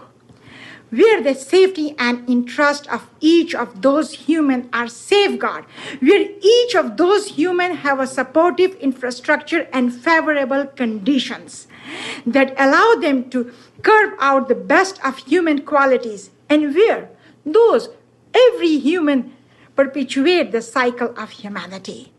The essence of it all, for me, begins by giving the power to the people, where the nation's resources are used by the people for the people, where decisions pertaining to everyday life and value are not imposed to the people, but made with consultation of the people for the betterment of the population, for the purpose of establishing a creative society where we can breathe freely. The issue of resources allocation is very close to my heart, as I have seen how misallocation leads to communal poverty and as a result regress the society. The government can not and should not make a monopoly of power, but should consider themselves as guardian of the people's welfare. So the starting point of a creative society for me is to transition the power to the people, because the actual power is human being and humanity first. The second point I would like to mention is the importance of providing physiological needs to the people. Food safety and health are the basic needs that absolutely have to be met, and only then can individual work on self-improving and enhancing the society. Taking measure that no human should go hungry and providing accessible healthcare should be made a priority. Physically and mentally healthy citizens then be able to contribute positively and build a society where everyone can enjoy similarities and respect differences. Thirdly, I feel that our perceptions are largely based on experience, and in the absence of direct experiences, we tend to rely on the experiences of others. By that, I mean to say that as much as we feel, we think for ourselves, subtle messages fed to us by the media play a role in how we conduct ourselves, especially towards others. The perception that we make towards certain people indicate how we deal with them. At times, we put up walls because we are told that the person approaching you is dangerous. We are told ever so diplomatically that if a person look a certain way, the person behave a certain way. By believing so, we push away people instead of engaging them. And in this only pushes us backward. Every human is unique in their own right, and we should embrace the differences, not be fearful. The media, controlled by individual influencers, have played a huge role in establishing questionable notions which hinder people from benefiting people. Hence, I would want the media to take this responsibility seriously and request them to try to create a positive global culture where differences are respected, accepted, and celebrated. Although I could keep an addition on this list, the crux is what the best being encapsulated by Joseph Campbell. That is not society, which is to guide and save the creative hero, but precisely the reverse. Thank you. Thank you so much.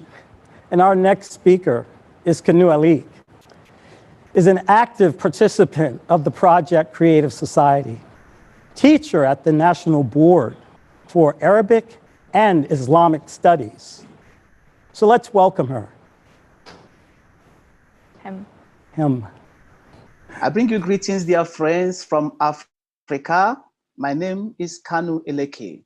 Today, I would like to address you on the question of what can be done to the human situation in Africa.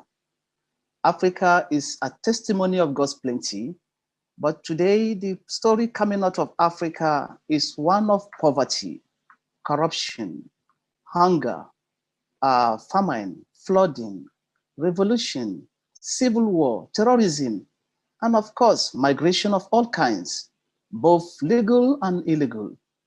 So it is important that we find answer to the question, what needs to be done? For years, we have tried one vector of consumer system with another consumer system. Sometimes we succeed, only to find out that we have only replaced a sick old lion with a hungry hyena. This is the problem of the consumerist vector of behavior that promotes power and profit over humanity, so that today we and our society are on the verge of total disaster. And the question I asked is this: isn't it time that we tried the alternative humane model of creative society? Isn't it time that we built a society where all of us can feel safe, happy, and everyone has the chance to develop their creative abilities and talents? This is the creative society that we are talking about, that we all are dreaming of, where human values are prioritized and everything is made to work for the human. I have had some people express doubts about the possibility of the creative society. Oh well, this is not surprising, coming as we do from the consumer-oriented society and its consciousness. But I doubt if there is anyone here who does not want the good life for himself, who does not want to feel safe, happy, both for themselves and their loved ones. If it is possible for one, then my friends, it is possible for all. After all, humanity is one big family. Some will say that this is utopia, but no, it is not utopia, and it is not communism that we are talking about. Don't misunderstand it. We are talking about creative society, a society where the concept of power is absent. In the creative society, humanity is the center and focus, where there is priority given to the creation and expanding of opportunities for everyone to implement their creative abilities and talent and to live fulfilled lives without any form of suppression. In this society, everything is simple, everything is transparent, and everything is open. Oh, well, dear friends, I have gone this length to show that the creative society is going to be good for every one of us. We all want to live the good life. We cannot live it in the creative society, a society that guarantees our survival and secures a future for our children.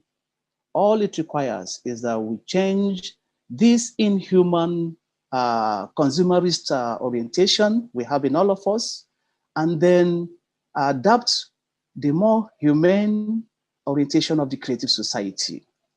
Oh, well, it is up to all of us to do this. No one else will come and do it for us. We all owe it a responsibility to take active part in building such a society where we can live happy, safe, and be comfortable. And I would like to add this, dear friends, please pass this on, because I sincerely believe that the more people get to know about creative society, the faster we can establish it. And believe me, this is our responsibility. Oh, well, thank you all for listening to me. So much. And for our viewers out there who are just joining us, we would like to remind everyone that this program is being translated into over 30 languages. So please stick by, and we're going to continue, but also let others know that you are here with us in this world event, an historic event. And we're going to continue. Thank you. This conference is being broadcasted on thousands of different platforms from around the world, and our simultaneous translator working very, very hard. So today we touched in the first block, we touched the topic of the consumerist society. And right now we are moving to the second part of our conference, the benefit of a creative society. And our next speaker will be Dr. Kalangos, Director of Pediatric Heart Surgery from Athens, Greece. We are very glad you found the time to join us today, Dr. Kalangos. We respect your opinion as the well-known doctor and would like to ask you a question. What the project Creative Society means to you, and what benefits will each person have in healthcare in the Creative Society? I would like, first of all, to thank the organizing committee for inviting me to this conference. Really, I appreciate everything you do. As everybody knows, unfortunately, despite all the actions undertaken by many international organizations, health inequalities between developing and developed countries, and even between the different social classes of some rich countries, are still continuing to be responsible for limited life expectancy and high child death rates, and usually due to preventable causes. I would like to tell you a story which impressed me and shocked me a lot as a humanitarian pediatric cardiac surgeon. In one of my missions in Mozambique, I remember very well, it was in 1999, and I have just started doing missions, humanitarian missions, and I operated the first humanitarian cardiac cases in Maputo, in the capital city of Mozambique. And this story will reflect the conditions in the majority of developing countries, and it will summarize what people unfortunately afford as conditions in this developing countries. I operated on a 5-year-old boy who was suffering from a severe cardiac disease. Unfortunately, 5 days after his surgery, he died. When I met his mother, a pregnant lady, to explain the situation, she told me that she made 600 kilometers to bring her child to our center.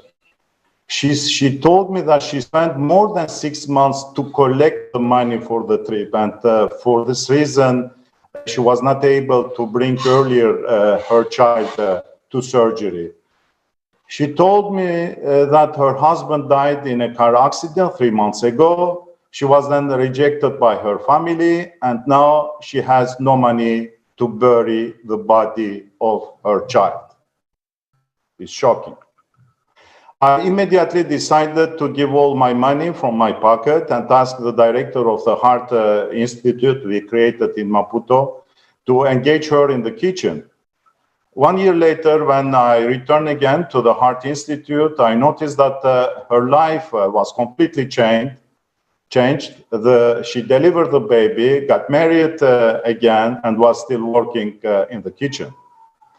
I realized that hope is the last human feeling which disappears only with our death.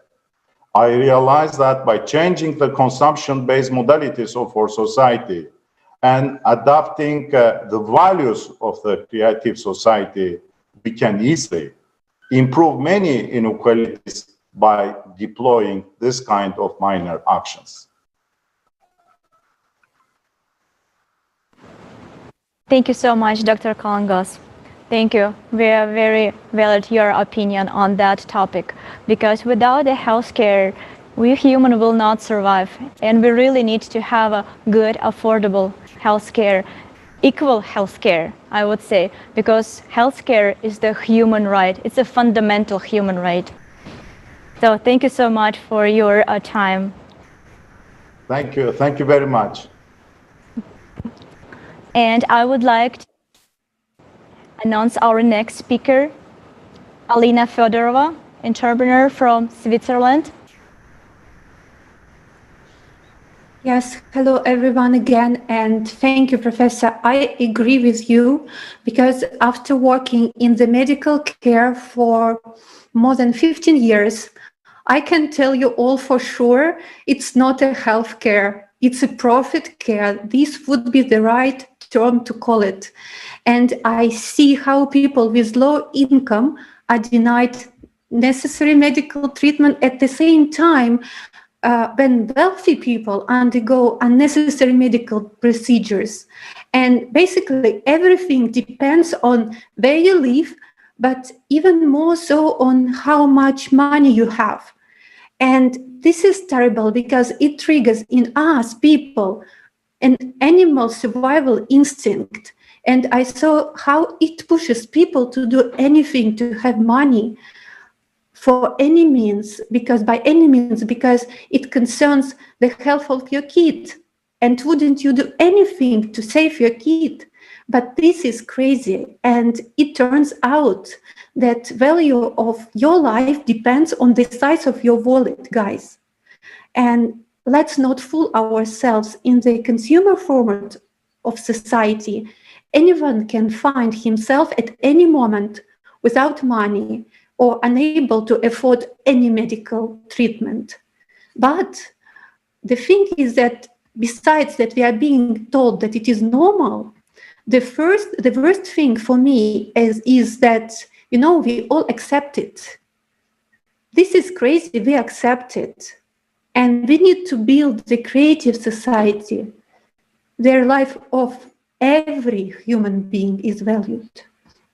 And yes, to find a solution to the problem, yes, first we have to answer a question, why it is happening. And I think we answered already this question, it's consumer format of the society. But then we should unite all mankind in one common goal, building the creative society based on 8 foundations. And the first of which is human life of all of us. This is important. Thank you very much. And I pass the word to the studio. Thank you very much, Alina. Thank you for reminding that the first foundation is the human life, the value of human life. It's very important. And talking about healthcare, yes, for the doctor, it's very difficult to see that people are dying. And it's even more difficult to see that you can help, you can prevent, but the system will not allow you to do so. And definitely we will not have that situation in a creative society because of the first foundation, right? We will do everything possible in order to save our lives. And our next speaker, Tatiana, from Switzerland, will tell us more about benefits in a creative society, in a healthcare sphere. Здравствуйте еще раз. Очень рада. Спасибо вам, что вы мне опять даете слово. Если говорить о медицине в созидательном обществе, мне бы хотелось не входить в вот такие какие-то фантастические прогнозы, там, что будет, а может быть так, а может быть вот так, потому что уже сегодня есть сотни разработок. Of developments, medications that could save millions of people from lethal diseases. And this is not some secret developments. These are medications, appliances, and technology that just aren't available to everyone. I'll just give you 2 widely known examples because it concerns everyone, and you can find these examples and see the evidence to them. So, it concerns, as they say, not only poor countries, and it's not just a problem of finances. A striking example of this is the scandal with a medication for curing hepatitis C. Yes, it wasn't a slip of the tongue. Today, it's an incurable disease that kills hundreds of thousands of people a year. This molecule medication was developed by a French government laboratory, which was financed by 90% by private donations and 10% by the French government. People themselves fund it. And this formula was sold to a private American company for production. Well, there were several takeovers of one company by another. A couple of owners turned out to be the same. They made a profit of a few billion euros. In the end, in 2017, it was the most expensive drug in the world.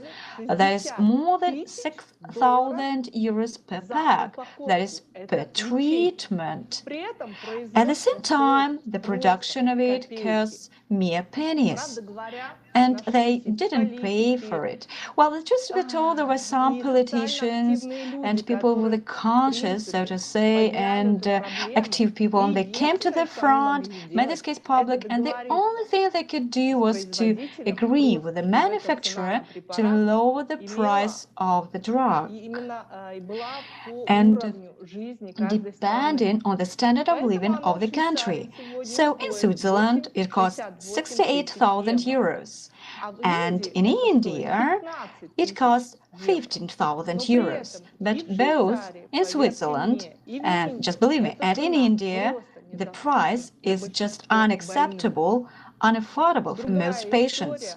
Another story, which has happened just recently in the US, when a private individual bought the right of producing insulin in the US, and actually there's such medication, again, which costs just mere pennies, and we know this medication. He just bought the right of producing, and he raised the price of the drug by more than 600 times. Just think about that. And it means that millions of people in the US are simply unable to pay for the drug, which is vital to their lives.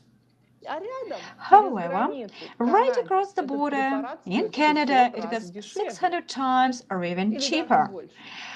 The aid funds, volunteers, and so on are scandals just have been organized to help these people, because even with a high income, it is impossible for a family to afford such expenses. So, I'm not talking about new developments that might be in a few days, but we are talking about the politicians and which interfered and went against big businesses. We are just now talking about what is working today. In the creative society, healthcare should be healthcare and should be available to everyone in any corner of the world, just not depending on the person's status and just because he is a human being. And we, as a creative society, we should be responsible for every human life. And talking about healthcare and just workers, they're workers out of sheer enthusiasm, and they're trying to cure lots of patients. And in this creative society, healthcare personnel are respected and well-paid professionals, and we entrust our health to them. Thank you very much.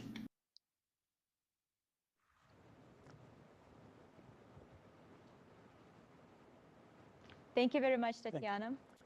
Thank you so much. You know, I can't wait until there's, healthcare, high quality healthcare for everyone worldwide. This is something we need. In a creative society, everyone is guaranteed high quality healthcare and education as well. Thank you so much, Tatiana. Thank you. And our next speaker is Dr. Konstantin Rybachuk, Deputy Director of the Testing Board, Ministry of Health of Ukraine. We'll talk about education in a creative society. Dr. Rybachuk, the floor is yours.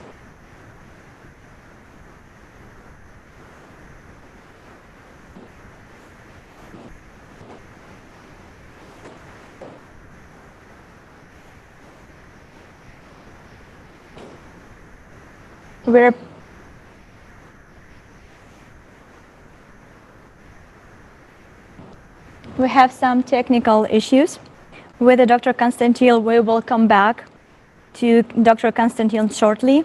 And right now we can invite Alexander Masny. Alexander Masny is a bioinformatician from Germany, and Alexander will tell us about benefits in science. It's very exciting. Yes. Alexander, welcome. Yes, I will tell you about science and technology as well, how it will look like in creative society. Actually, as Tatiana already mentioned, humanity have now huge capabilities and potential, but for some reason, this potential is not used to its full capacity. Why is it so? Because in consumer format, the technologies that, for example, Tatiana was mentioning, and there are many, many others, they're just not profitable in the long term for cupcake lovers. Why is it so? For example, by preventing the occurrence of some disease, many people will put out of work, and they are breadwinners for their families. Thus, successfully potential treatment or breakthrough technology simply does not reach people. And in the creative society, it will be not a problem, because every technology is valuable. Every treatment or medication is may be very successfully applied to persons who really need it. And the people who are left or who are just cannot continue their job because of new advances, they have assurance of basic needs and security. And they can find themselves maybe in other jobs or improving these medications. So there are a lot of possibilities. And of course, right now, we can, with current technologies, we can solve such problems as hunger or water shortages. After all, Las Vegas stands in the desert. So we already can, can't we? Why not help other regions that also need basic resources, but somehow do not receive them? All advanced technologies should be everywhere, anywhere in the world, available to people. And scientific breakthroughs should also belong to society itself. I mean, in current format, we have many laws and many regulations. And for example, data protection are sometimes considered more important than human life. And many scientists could not just work with the data because of these regulations. And when you do your research, you sometimes don't know whether you have broken the law or not. And the fines for violating this law are in 6 figures. Funding of scientific projects or technological development should be determined by society itself. Is the research good for humanity? Is it completely honest and open? And what benefit will a particular project bring? Are there many potential dangers? All of these should be described in accessible and understandable language. And what do we see now? Scientists are casing for funding, they're forced to seek them. In some countries, the funding is such that it's only enough for a paper for reports, while in other countries, the scientists do only what the sponsors them ask to do. And then the sponsors consider whether this research is beneficial or not. So everything now is all about funds and profit. And we have a lot of excellent IT solutions that could help many people and organizations to work together, to work with each other, to make our cooperation and communication better. But nobody cares. And in the creative society, there should be no obstacles for work of technologists or scientists, because the society has the openness of information and technology, because we have one common goal, improving of human life. And when everybody will be able to find their vocation in life, because of providing each other with these basic needs, it will be possible to freely choose their profession. There will be a person will be able to realize himself or herself and make out of him or her maximum benefit for society. There will be no useless, monotonous work, which will have should be for a long time already be substituted by smart machinery or robots. And imagine that we have now these wonderful facilities, and we can apply it. And imagine a world with 8 billion people who think every day only about one thing: how I can be more beneficial for the society, what I can do more. And this is society of the future, and is already changing you in action and filling your life with high meaning. Thank you, dear friends. Thank you so much, Alexander. And our next guest is Dr. Rybachuk.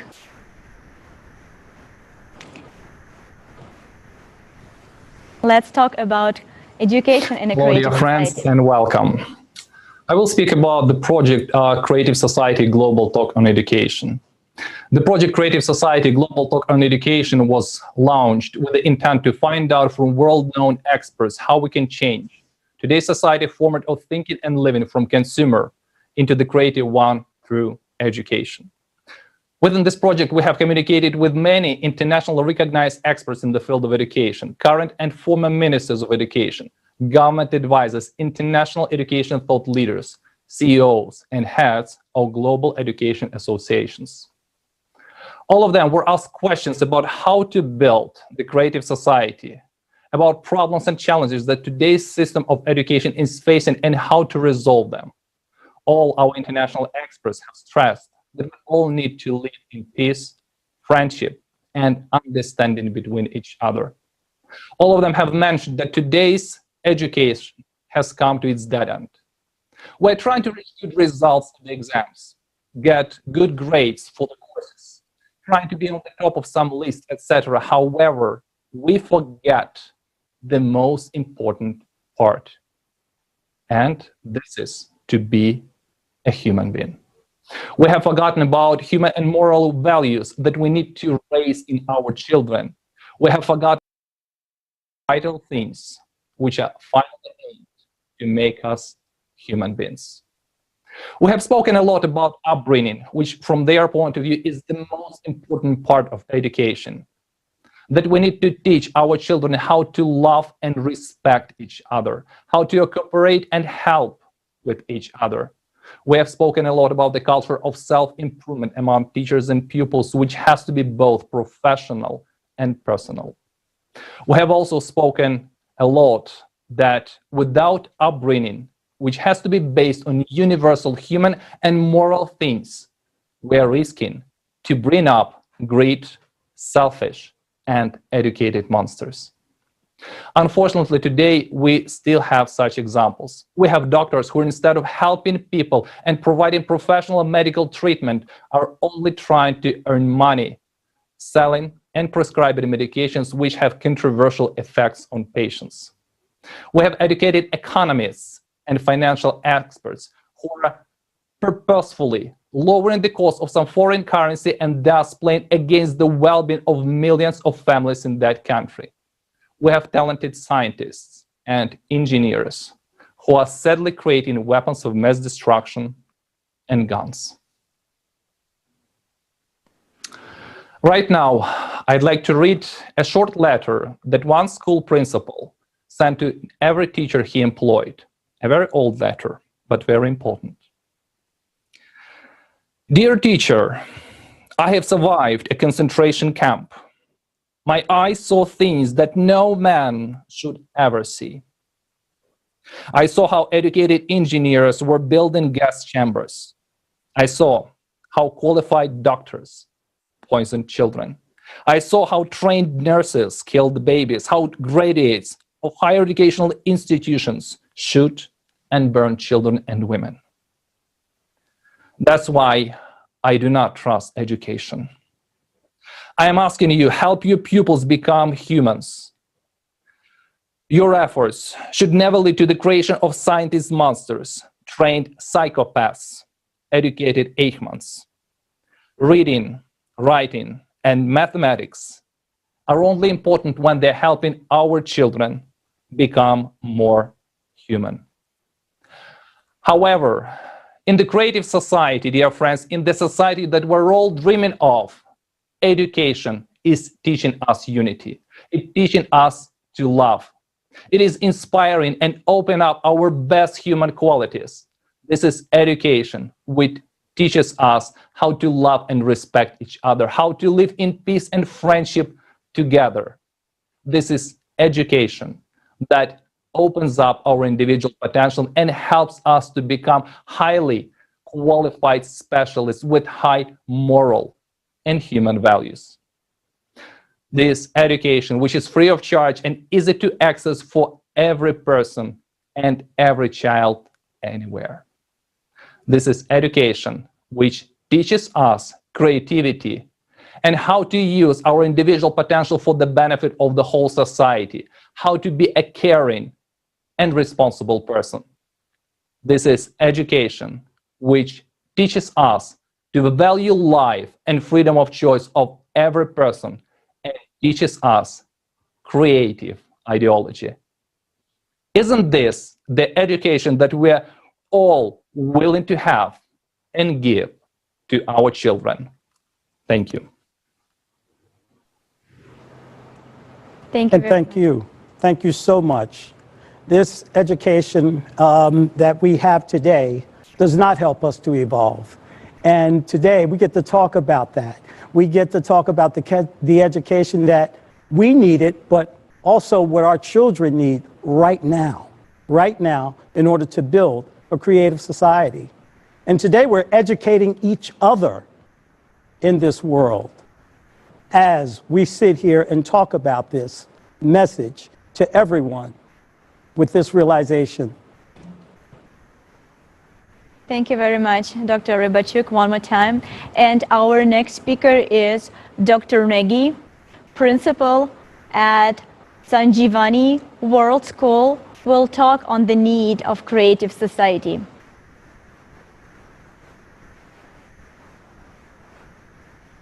I'm so excited to be here today. It's such a unique platform where like-minded people from across the globe are coming together for creative society. And it's such an inspirational journey that I have seen with creative society. What inspired me was the outlook of each and every person who wants to make a difference. The 8 foundations actually lead you towards an ideal life, an ideal society where everybody cares for each other, where all the resources belongs to everyone. Isn't that we all dream for?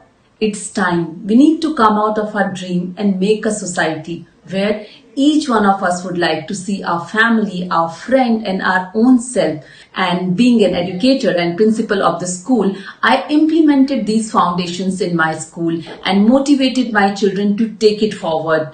Yes, whatever we have done right now is still a drop in the ocean, but it's still a drop that matters, because these small drops that we are collecting will turn it into a mighty oceans. All our 1,000 students are doing something or other to make a better world. All our teachers are associated with that, and we did not limit it to our school. Then we extended it to all our friendly schools, and slowly this movement is gaining momentum, and one day we will stay in the kind of society which we are idealizing. And I think the world we are staying in and the creative society that we are dreaming of, the 8 foundations show us the path, and that is the path. All we have to do is move together in that path in a very peaceful manner. We are not here to shout slogans. We are not here to show agitation. We are here to change mindset. We are here to move out of that fixed mindset to growth mindset and adapt to something which is desirable, something which we all dream of. It's time. Come out of the dream world and move towards creative society, an ideal society that I want to live in, I want my family to live in, my friends to live in, and the entire world to live in, because I firmly believe in the concept of Vasudhaiva Kutumbakam. Entire world is my family. Thank you.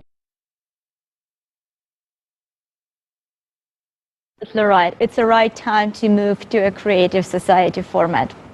And our next speaker is Christian Puschkaschu from Germany. He is the finance consultant.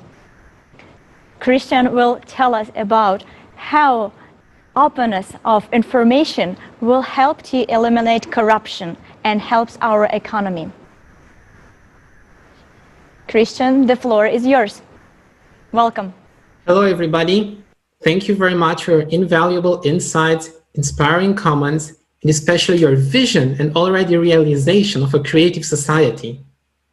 But have you ever wondered why many intransparent decisions are made by governments, like secret contracts with private companies or negotiations behind closed doors, impacting the lives of millions of people? What possible benefits can the people enjoy from such intransparency?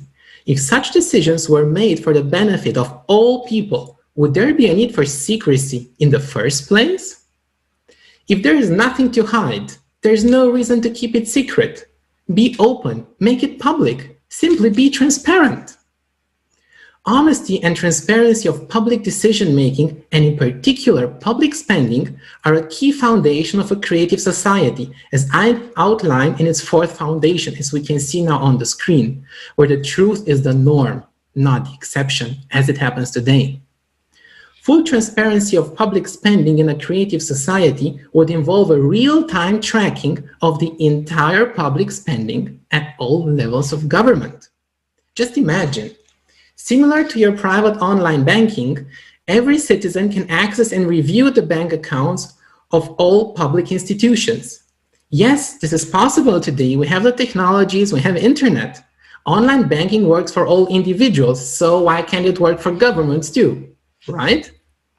Consequently, wasteful and fraudulent spending of public funds could thus be immediately stopped, and the culprits would be dismissed and punished, if the public decides so, not only their superiors. Because we, the citizens, the taxpayers, we are the owners of these funds. Guys, it's our money, not theirs. They're just the managers. We pay the taxes. So what would be the benefits of this full transparency in a creative society? Firstly, if grants or subsidies are awarded from public funds, the recipients become subject to the same real-time tracking of their bank accounts. It is not enough for the governments to be transparent if the public funds end up in black boxes of private organizations. In contrast, today, governments worldwide give grants to pharma companies or private foundations for research. $30 billion per year only in the USA. While the pharma companies themselves spend $40 billion, we can see now on the screen, these are the blue bubbles. While the pharma companies spend more than $50 billion for marketing, so more money goes into marketing than into research from their hand. These are the red bubbles on the screen now. So how is the money actually being spent? That is a big question.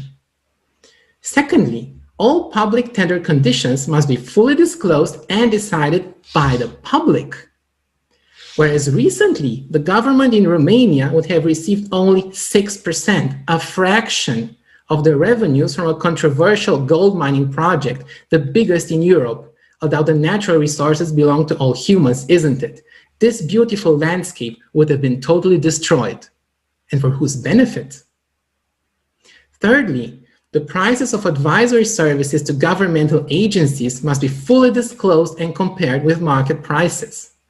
When in 2016, the German Ministry of Defense spent for advisory services more than 400,000 euros per day.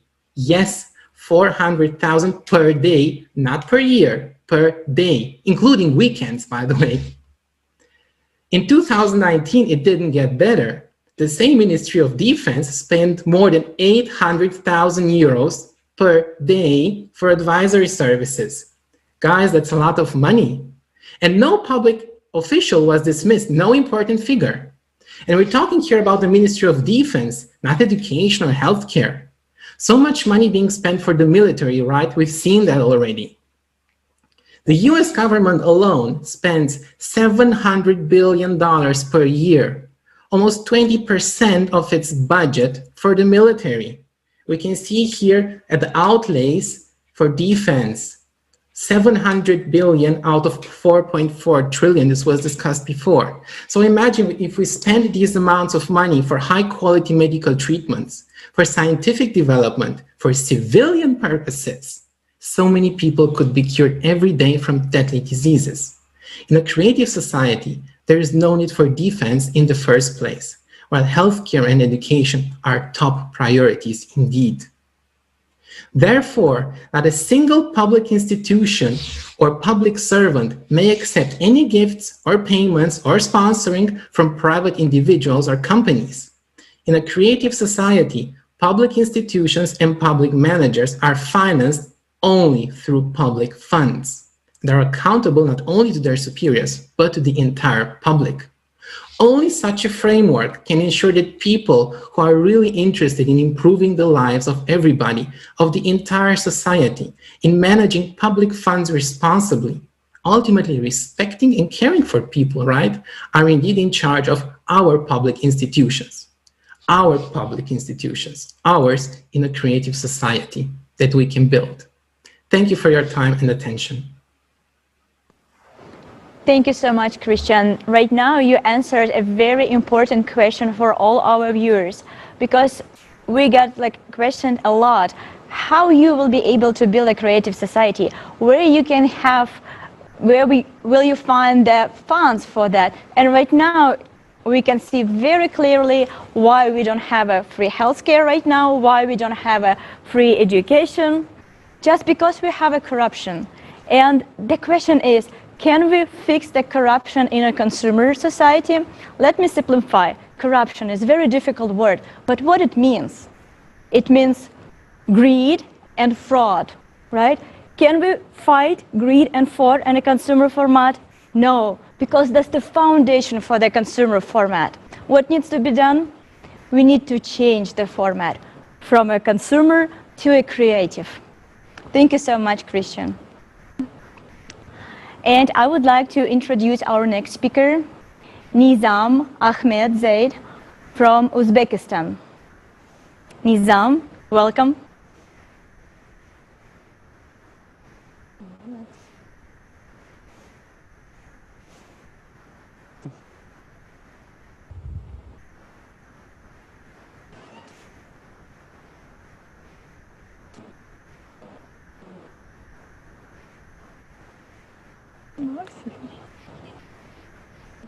Извиняюсь. Ассаламу алейкум, здравствуйте. Благодарю за возможность говорить. И хотел сказать, что созидательное общество — это тот мир, к которому стремился пророк Мухаммад.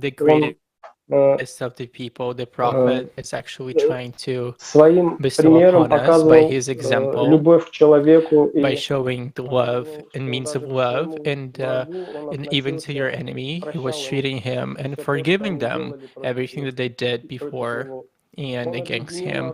He united the people in the love to Allah, and this is why in such a short period of time, and Islam spread almost all over the world, and Islam is love to Allah.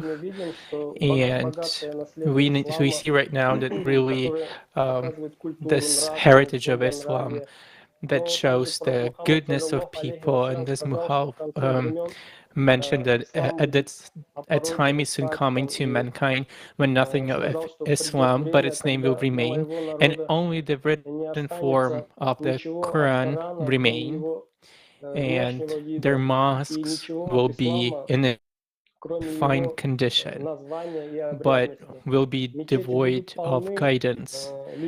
Their learned man will be the worst people under heaven, and corruption coming forth from them and returning among them. and that will be spreading the differences among the people. And as we see right now, and as we know, that the lovers of cupcakes or something, they saw how planes and how they were like blowing up and hit the buildings, and the people actually have their hands tied and untied, and they called it Islamic terrorism, and it was a diversion against the Islam of any types of sorts, and for many years, and it actually made their hands free, and so they entered the Islamic governments, they destroyed the governments, millions of people were killed or injured, or at the line of catastrophe, and of course, the elderly and children were suffering, and the terrorism does not have any nation. The terrorism does not have a religion. They only have the owners of the terrorism, or who raise them or fund them, and the terrorists they also have that they're serving to serve the God, or they're understanding they serve the God. It's like they shift the attention, or they shift the understanding. They zombify the person. They give them drugs and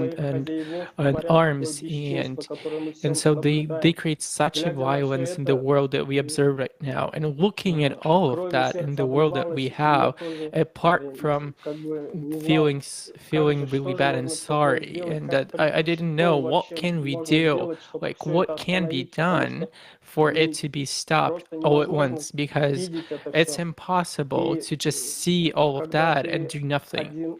And as if you feel that you're the one and there's no understanding of what to do, as you feel like dust in the wind, but still, because of the Creative Society project, and because of the people of goodwill and this project, I became as a mountain, I became as a stone. I know the objective, I know where I'm going for, and I know what is needed for all of that violence to be stopped.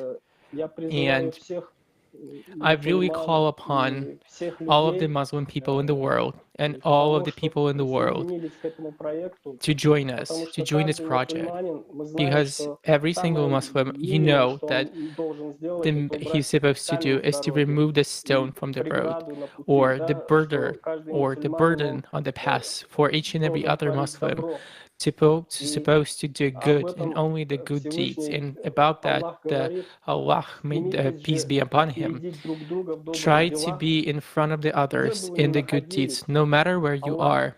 Allah will lead you to all together in His name. He is possible to do anything, so that what else kindness and goodness you're supposed to have, then the buildup of the Creative Society that would allow us to stop the wars, stop the hunger, and all of that madness that is happening right now in the world.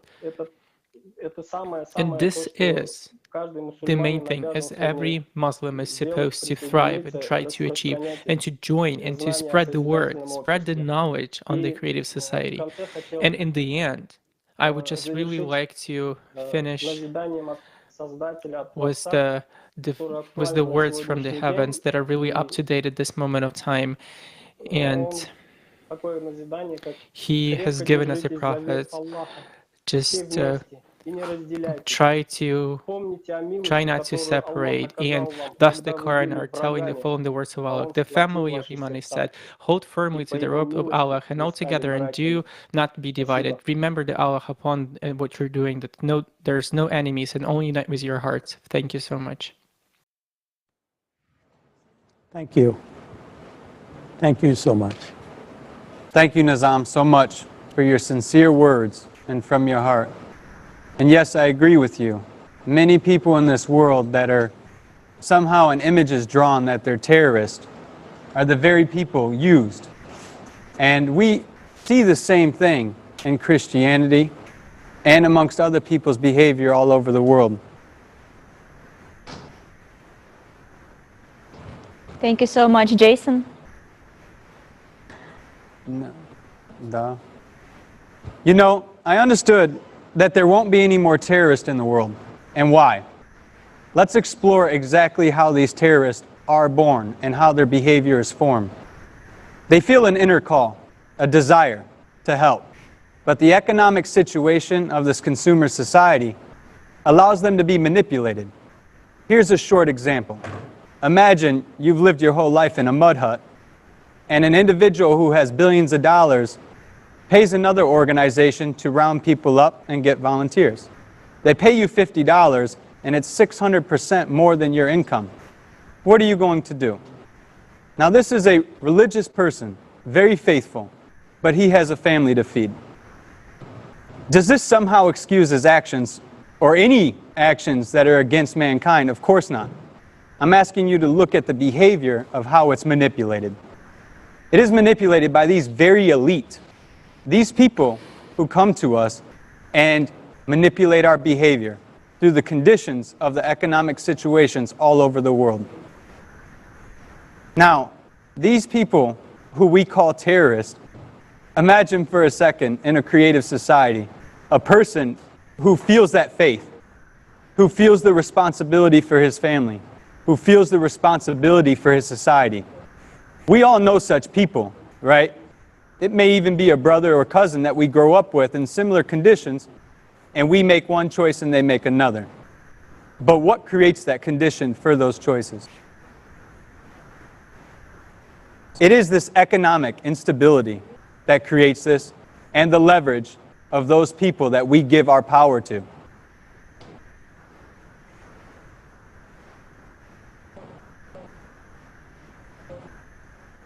It is impossible to not move forward in a creative society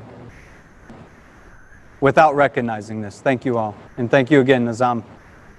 Thank you very much, Jason. And I would like to continue the topic that you just started and talk more about crime and why we will not have a crime in a creative society.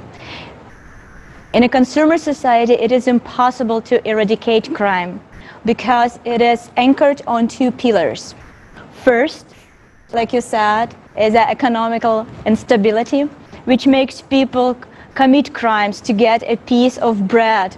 And the second is the lack of interest to fix this problem. We have so many people, they would like to have it, they have profit, they make money on it. And in a creative society, there will be simply no condition for crime, and will be no those who are interested in support the crime. I would like to give you one example.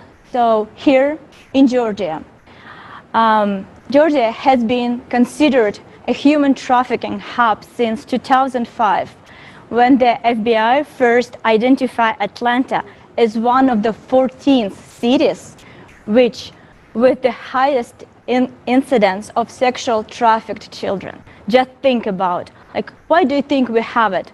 Maybe because we have a very big international airport, or maybe we don't have enough police in our state. No, not because. We have this problem only because we have a demand for that. And in a consumer society, we will not be able to fix that problem. Doesn't matter how we will strengthen our laws or enlarging the police department will not help. Demand is the very important thing, and we need to fix it. That's not what in a human society, how we should really interact with each other. And our next speaker, Adrija Biswal, she will talk more about perspective of creative society and how creative ideology will help us to become a better human. And I believe a creative society is an essential part in everybody's life, because that is what is going to make the difference in the future and resolve all these problems that we are facing today. In a creative society, these issues will not exist because people will think differently. People will unite to make sure that these are not issues anymore. So for example, if you look into child trafficking and if you look into child labor, if there is education, if there is a proper norm of children need to get educated, children should not be exploited, the very first foundation of our creative society where we value human life, where we respect human life, if we did that as individuals and we respected children, we respected humans for what they are, then would we be exploiting them? Would we be doing trafficking of them and harming their soul, their emotions, their body, their physical well-being? And all of these will just disappear because we are educating our men to respect women, and we are educating our daughters to be more fearless and self-sufficient. And that then goes on to the second bit, which is domestic violence. If we treated our children properly and we gave them the right upbringing in a creative society where they are nurtured, they are loved, we respect human life, there is acceptance, there is tolerance, and every child is treated with the same level of respect and dignity.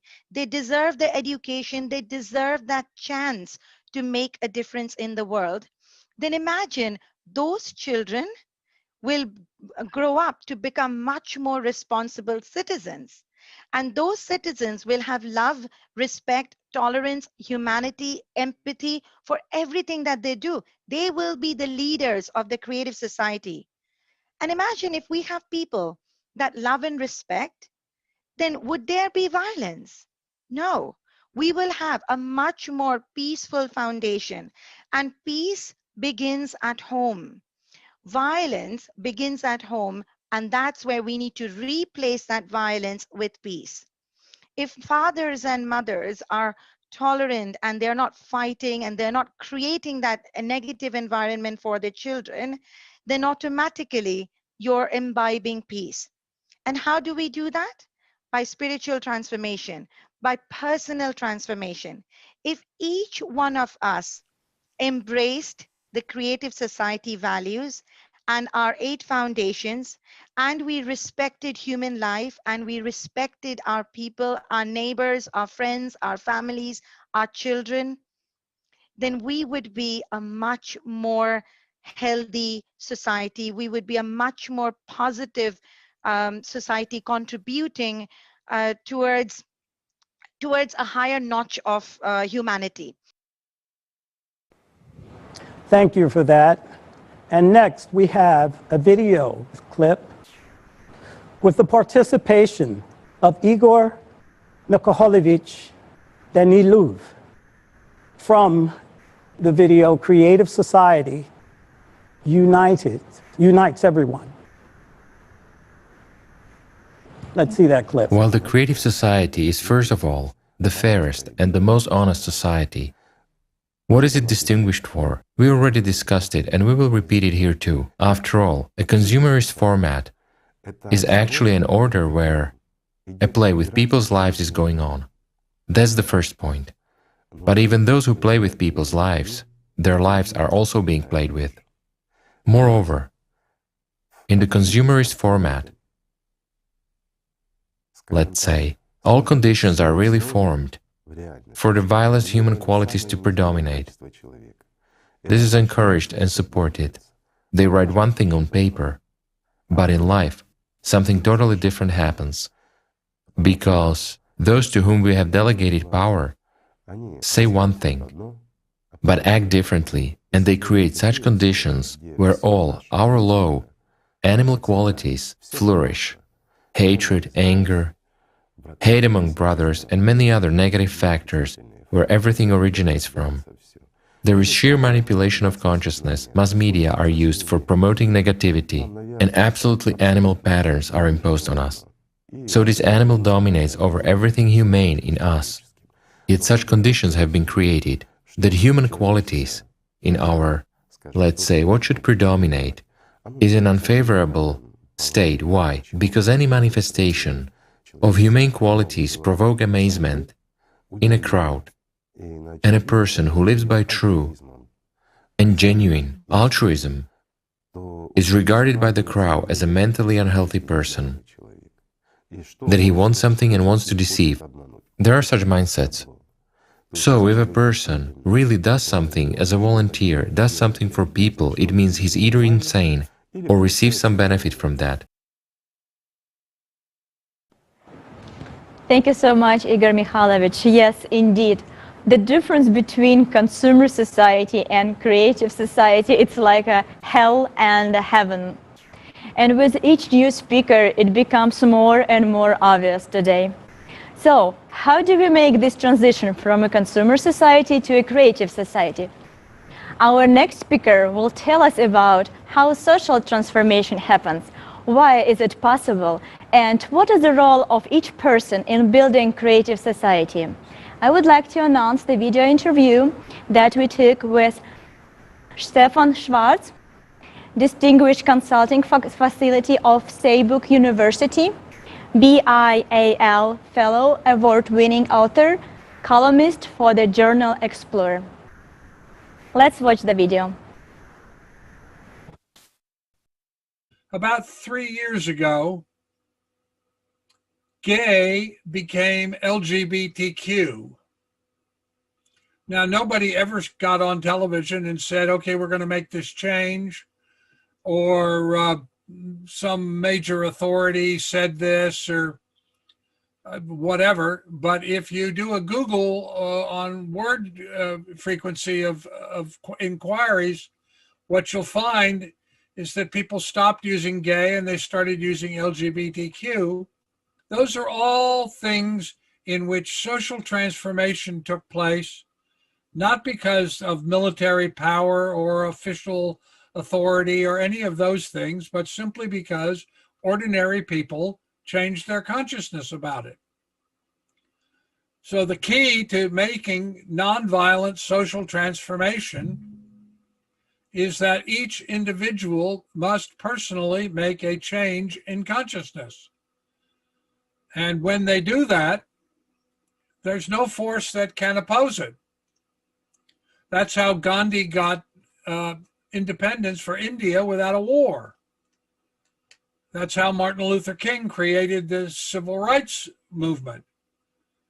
So this is the key to making change, is not that you have military power or great wealth or any of those things, but that you are committed to well-being and fostering well-being, and everything that you choose always supports well-being. There is a process I call the quotidian choice. Quotidian is not a common word, that's why I chose it. It means daily, ordinary, mundane, because every day you make dozens of little choices. The things that you buy, the shops that you go to, all that sort of thing. That most people don't even think of it as a choice, but in fact, it's a vote for a certain consciousness.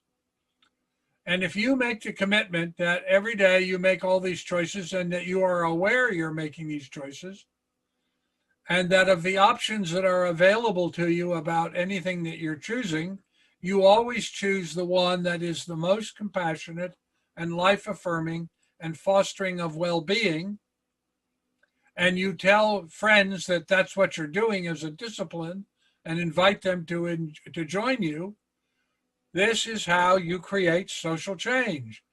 And it's more powerful than any other force. So we all have, when we do this, we have the power to create the kind of society we want. Is that 75% of the time, violent change does not succeed.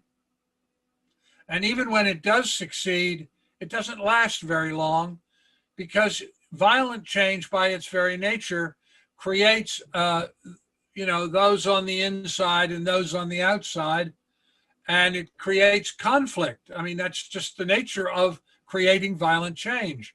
So when you create change by violence, what you do is you create a group of people who are the outsiders, and they resist, and inevitably there will be more conflict. Whereas when change is accomplished non-violently, it succeeds 75% of the time. Now think about that. Violent change fails 75% of the time. Non-violent change succeeds 75% of the time. Violent change is not long-lasting. Non-violent change is long-enduring. Why? Because it's inclusive. It supports well-being. That's what it's about. It's about fostering well-being so people feel included. They don't feel that they have been kept out. They don't feel that they are in opposition.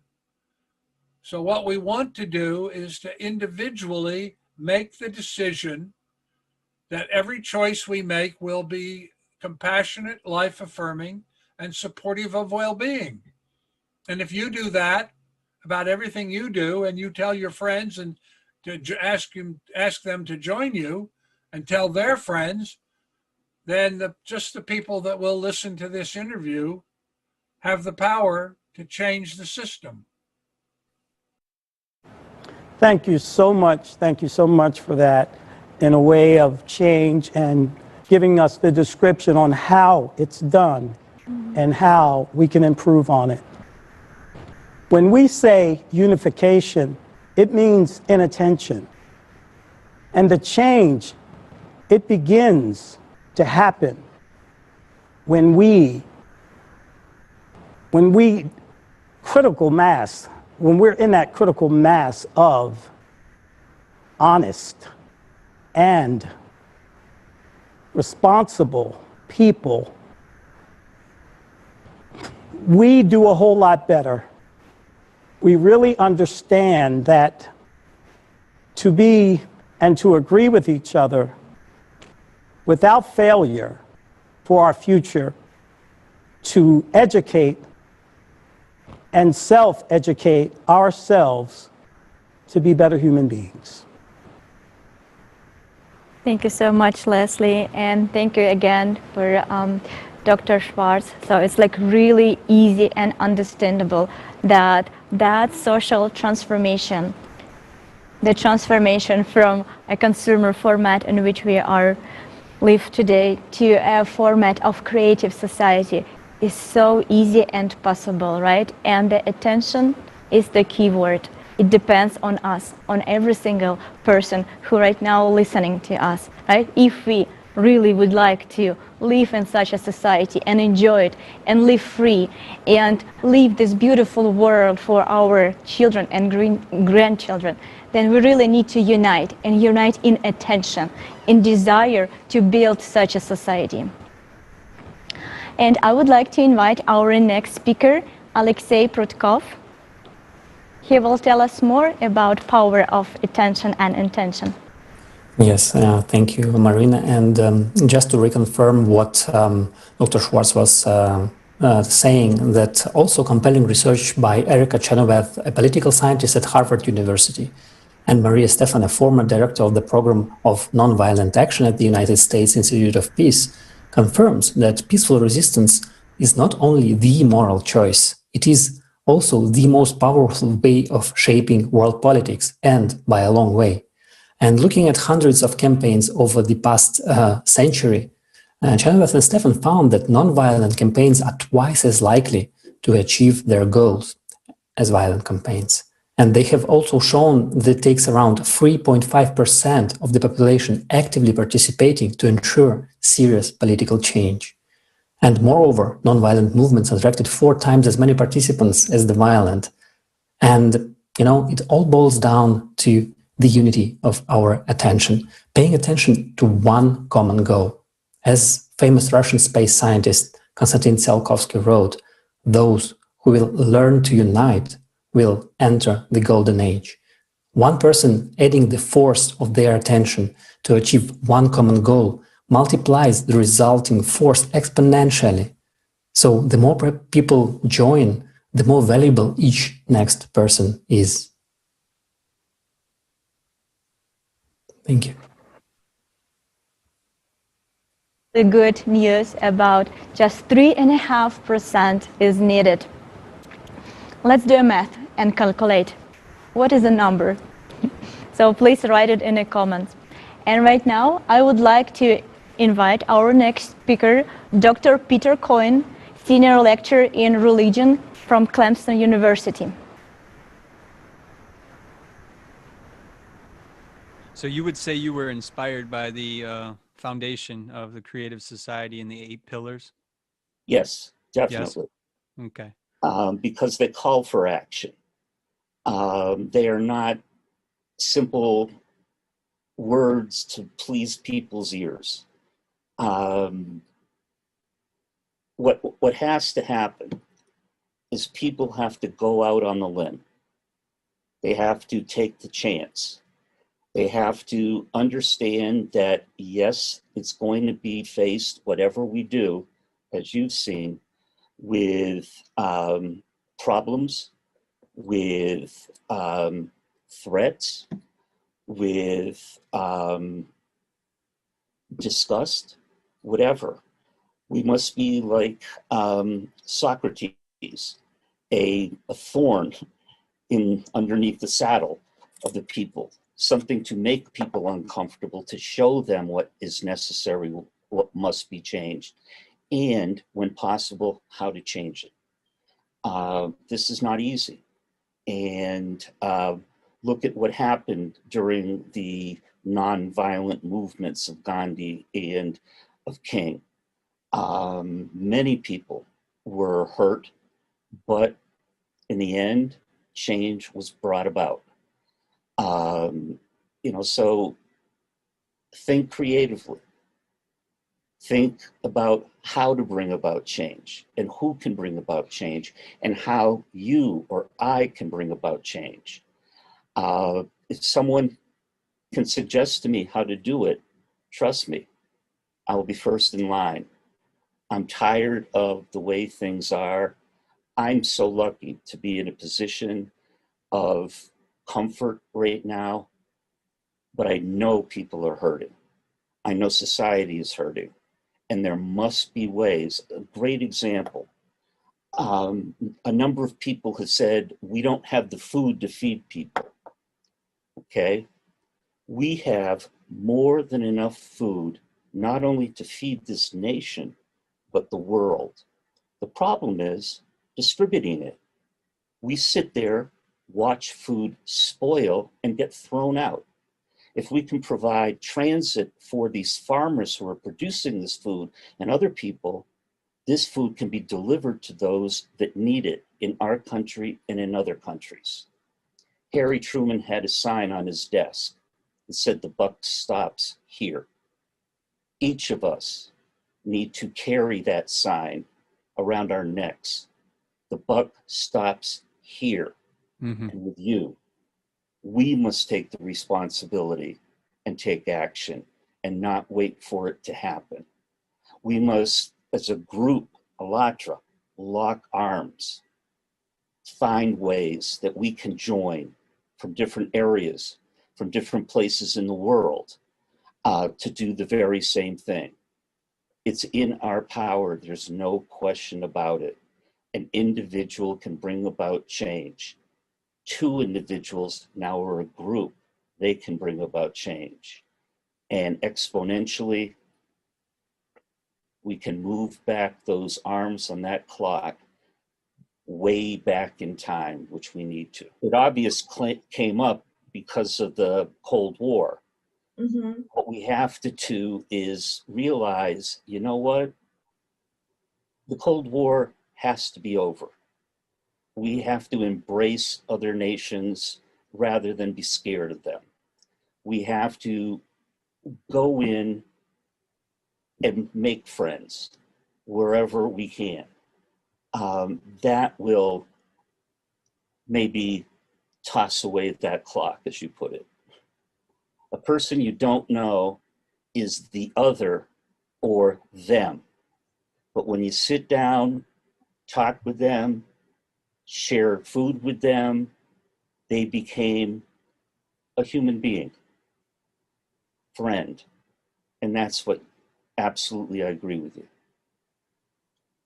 Tomorrow, you meet someone, approach someone who you don't know, who's different than you are.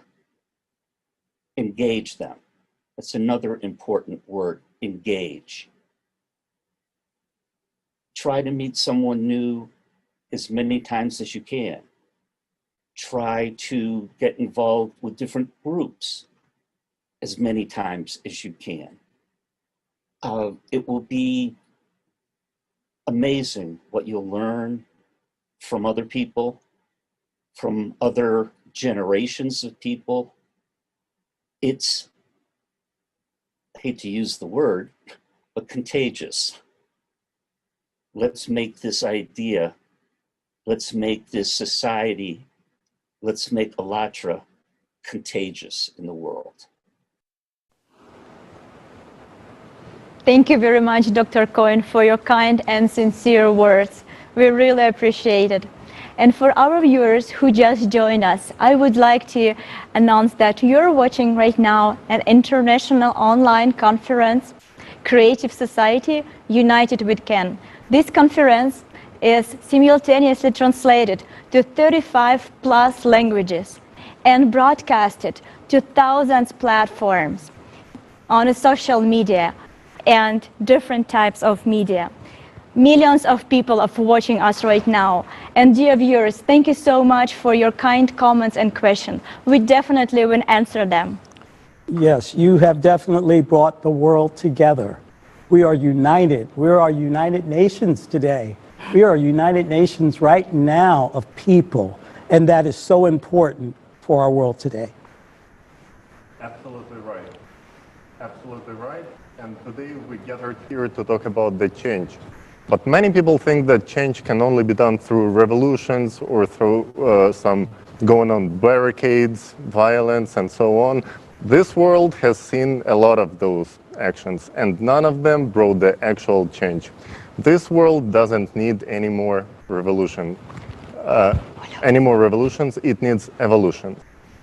And basically, we have everything to do this, and it can only be done within the legal ways, within the laws of each country, because the constitution of each country says that the highest power belongs to people. So why won't we use our right as people to elect those who are willing to implement the 8 principles, 8 foundations of the creative society into the constitution of each country? And those people will show up. We only have to create a demand for them. We have to let them know that we need this change. We need to share this on social media where hundreds of followers each one of us has. And it's just so easy to talk to your friend and your family about issues that are really important, because it's future of us and our children. And only together we can make this step from consumerism into the future of humanity and future of constructiveness and creative society. And all the steps on this path can also only be done gradually and in accordance with the 3rd principle of the creative society, which says everything has to benefit a person. So none of those steps can hurt any person's benefits or our life in general. Everything has to be implemented gradually only to benefit us. And of course, the most important 1st principle says that human life is the most important value. So no life should be sacrificed into the name of any great whatever excuse we find. We only have to do it cherishing and really valuing every human life. Thank you. Thank you. Yes, and what was very inspiring that today we heard that the creative society can be built in less than 10 years. Can you imagine? We can actually live in a beautiful world in less than 10 years. So how do we do it? Let's talk about the stages of the creative society. And as was mentioned just now by Tali, they have to be done gradually. We have to go step by step in order to build the creative society. So the first stage of building the creative society is the informational stage. Globally, people need to know about the creative society. This is the most important stage. When each person understands what creative society is and supports it, then they can go on the platform.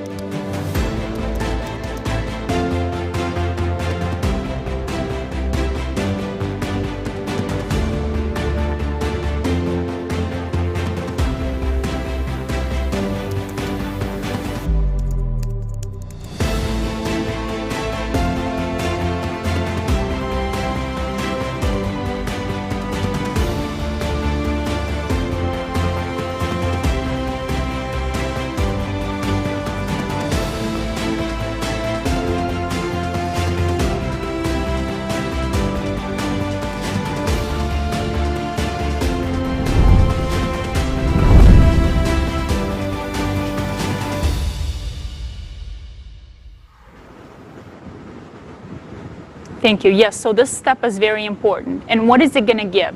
It's going to give an understanding of the number of people in each country that support the creative society.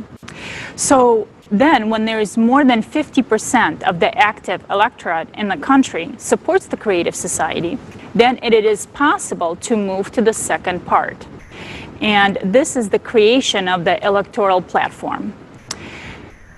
The electoral platform is a site created in each specific country where each person can register with their own personal information. The electorate will choose for themselves the politicians who will share the creative society. Can you imagine only choosing those politicians that will actually share the same ideas as we do, the people? When the electorate chooses politicians with the use of the electoral platform, then there's a certain understanding between the electorate and the representatives that were chosen. The first law that must be passed is the law on the electoral platform. It is the right to recall, to regulate, and it is the legal framework. And this is very important. And of course, as we said, everything has to be moved in stages and in steps. The second law that the electorate has to pass is the implementation of the 8 foundations into the constitutions of their country. If the representatives that are chosen do not execute what people want, then people just simply withdraw their vote and re-elect a different person, hold a re-election in their country. As simple as that. And those are the stages of building the creative society. It is very simple, and as was said earlier, the power belongs to the people. So we, the people, can make the choice. Thank you so much, Olga. Let's sum up. So the first, we need to inform every single person that you know. Why do we need to do? Because we really would like that every single person can choose the new format, because we only can make this transition by peaceful means, right? So we really all need to know about what is our next step. Is go through the legal process, through the and vote for the candidate that will support the idea of creative society. And the next, those who will go to the, for example, Congress or Senate, they can already vote for us and really create the electoral platform where we all can vote for the next laws, and they also can add, as the second law, they add 8 foundation in our constitution. What that brings us? They brings a lot. Can you imagine that everything in our society will be regulated accordingly, these 8 foundation? Thank you so much, Olga. And I would like to invite our next speaker, Olga Prochenko from Belgium. Добрый день. Hello. Да, действительно, для реализации этапов созидательного общества просто фундаментальным процессом является steps of creative society. Informing is a fundamentally important stage. And provide that to each person, actively participants in the informing process, the idea of creative society will become the dominant idea in society. And it is possible to do it on legislative level, to make a decision on the creation and electoral platform. And we can do it based on ALLATRA Unites platform and inform all the people, to create the electoral source by all the people, and to create a new society on the new ideas. The idea of the creative society can be the major in society. It can be above all the trends, because the main idea, the main trend is human's life, and for this we should inform people all over the world, and all people should know about this project. And we need only you, dear friends, your relatives, friends, and everyone whom can be informed by you about this idea. And we don't have any time to postpone it for tomorrow. It's important to understand that every day that prolongs the creative society from us can cost thousands of children's life that are struggling from hunger and lives of their parents who are struggling from wars, because now we're living in a society where there is no value of people's life. So if you do not act or do anything to change this format, so every day when you postpone the informing and do not talk to your neighbor about creative society, you can become a core participant of this dice, because the responsibility lies on every one of us. Or maybe you can just shy to talk about that, because in consuming society, it's not a trend to talk about such values. But we should not even talk, we should write out loud about human life value, that everyone who is sitting at home can hear us. Or if you think that you do a lot and mass media can talk about it, but for a year and a half, different conferences, roundtables all over the world are taking part how to change our format from consuming to creative. But mass media keeps silence. Why? Why is it so? Because mass media belong to those who eat cupcakes. Dear mass media, creative society, it's about your life and your children's life. Or do you think that these people can share cupcakes with you?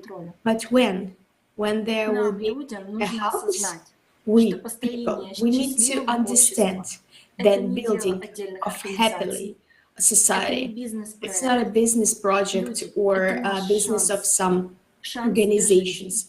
It's our chance, of all of us as a humanity. It's a chance to create a better future for our children. It's our common deed as a humanity. And we have plenty of instruments to inform all people on Earth about it very quickly. We can call, talk, speak to our neighbors, friends, colleagues, acquaintances. We can communicate. We not only can, we need to do it. And the price of this informing is life. And creative society is one big family. And this family called humanity. So who can be against it? Thank you very much. Thank you very much, Olga. You are absolutely right. The price for not acting, the price for procrastinating is very, very high. This price we can measure with human lives. So that's absolutely crucial that right now we really understand the importance of this first stage of the informing of every single human on Earth, and really take that seriously and start to act. Thank you very much. And I would like to invite our next speaker, Zorias from Pakistan. He is channel head of News Hunt TV, news editor. He is also a student in media and mass communication. And he will tell us about the role of media in building a creative society.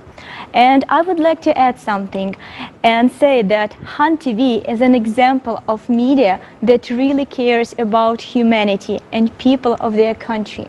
And right now, thanks to volunteers from Hunt TV, we have a live Urdu interpretation, which gives people in Pakistan opportunity to watch us in their language and their native language. So thank you so much, Hunt TV. Let's watch a video. Hello everyone, I'm pleased to be a part of Al Azhar and an international project of all humanity creative society whose main aim is to make this world peaceful and a worthy place to live. We are supporting Creative Society from Pakistan together with Alatra TV Pakistan. The Creative Society presents very unique and creative ideas that were expressed by people from all over the world for the betterment of humanity, the main objective of which is to increase the peace, awareness across the world to make this world suitable for all living beings. Every human living on earth has the right and his own will to live his life. He has his own ideologies and methodologies to live his life. The problem starts arising when man starts to impose his own thoughts, wills, and methods on other men around to prove himself and his so-called standards to be right and on point. Unfortunately, in our country, the practice of imposing one's own thoughts onto another's life is a common matter. The main reasons for this immature behavior are lack of patience, modern education, and willingness to adopt to change. The only enemy of each person and all humanity as well is consumer society. And it's only us people who can change this world together and build together a creative society. But for this, we all need to unite. These are a few drastic factors which make today's era the worst era to live. Here the question arises, is this the era we wish to live for? And are we ready to live this damaged, broken universe for our new generation? The answer is no. But what steps are we gonna take to make it better and a life worth living? This is important to share good, positive information. Last but not least, media is indeed the best source to educate common people to let them differentiate between right and wrong for themselves, which will help them to avoid the negativity and practice positivity in their lives without any external influence. And this is our responsibility as part of media to take our duties into serious consideration in helping people know their real identities and have a positive attitude towards living a peaceful life. With these last words, I would like to conclude my speech, presenting my heartiest gratitude to Alatra for providing this incredible opportunity to us. Thank you so much. Thank you so much. And the information, oh my God, the way we talk and the way we get to talk with each other through the information stage, through mass media, through Facebook, through Instagram, you know, whatever that is. When you look at the moment of time we're in right now, in a pandemic, and the world has come together through social media with the desire to come together and make changes in the life we live. Thinking ahead, evolving into something else, not wanting the same anymore. I always believe that there's a reason for everything. And this pandemic was a reason for us to sit down and think about, where are our lives going? What are we doing? What is the rest of the world doing? Because we all, the day we're born, we all have a dream inside of us of peace, of love, of all of those things. We feel that when we're kids. And in this information stage where we're able to connect, we're able to teach each other all across the world. We're able to teach our kids all across the world. We are learning today from each other. This is an historic day of information and education, all wrapped up in one language. The desire to do better, the desire to have a creative society. Thank you very much, Leslie. And right now, I would like to announce another video from Han TV. Tagdiz Ahmad, CEO and Managing Director of News Han TV, journalist student, mass media communication. I think right now it's Deepak. Deepak? Oh, I apologize. Hello everyone. As we know that Allatra is working to make this world worthy to live for us and our coming generation. To achieve this aim, it is working on different projects to save this world from destruction and provides humanity that values which they deserve. So I am impressed with the innovative ideas and hard work of their team, and I decided to collaborate with them to achieve these goals as a team. The creative society, according to me, holds a due place for the people in the world. Moreover, Allatra's creative society is working on international level. It unites people from the whole world and gathers them on a single platform to discuss different important topics, and the solutions to the different worldly problems is concluded. People should encourage media to talk about creative society. This is what all people in our country as well as in the whole world want. With the help of the media, people who are deprived of money and power can become aware of their rights and speak for themselves. A very basic thing we have learned from our childhood is that God helps those who help themselves. Indicates that until or unless we don't speak for ourselves, nobody would do that for us. Everything should be done in a peaceful way, as we don't need revolution, we need evolution, and we all need to build creative society. There are a lot of issues to be discussed here, but due to shortage of time, I would like to admit that this is a responsibility of media to inform people about creative society. A creative society is a mixture of old and modern society. By uniting both, we form a goal that aim at our freedom and rights. Using our rights to solve all those problems, we have to build creative society to improve our economic system and lead our country toward prosperity and peace by providing people opportunities based on their interests. Doing this, we would be a step closer to our goal of creative society. Rely for now, we have only one enemy. It is a consumer format. We need creative society because it is not that someone imposes on us to do this, but initiated by many people because all people want this, and that is why it is possible to build a peaceful means. By ending my speech, I would like to say that media plays an important and efficient role in protecting people from negativity. Media is the only source that can unite people from all over the world. It is the duty imposed on us from the citizenship that every individual should take responsibility seriously. Once again, thank you, Allatra, for providing me this precious opportunity. Thank you. Thank you so much, Tagdis. Thank you so much, Hunt TV. And I would like to announce our next speaker, Deepak Kumar, the global entrepreneur, founder and chairman, Smile for Millions Trust, global peacemaker and social activist. He is also from India. He is also representative of the mass media. Greetings to one and all. As we all know, the importance of information and the sharing of information is very, very important. So on behalf of Creative Society project in the world, we the youth just come forward for a great change in the society.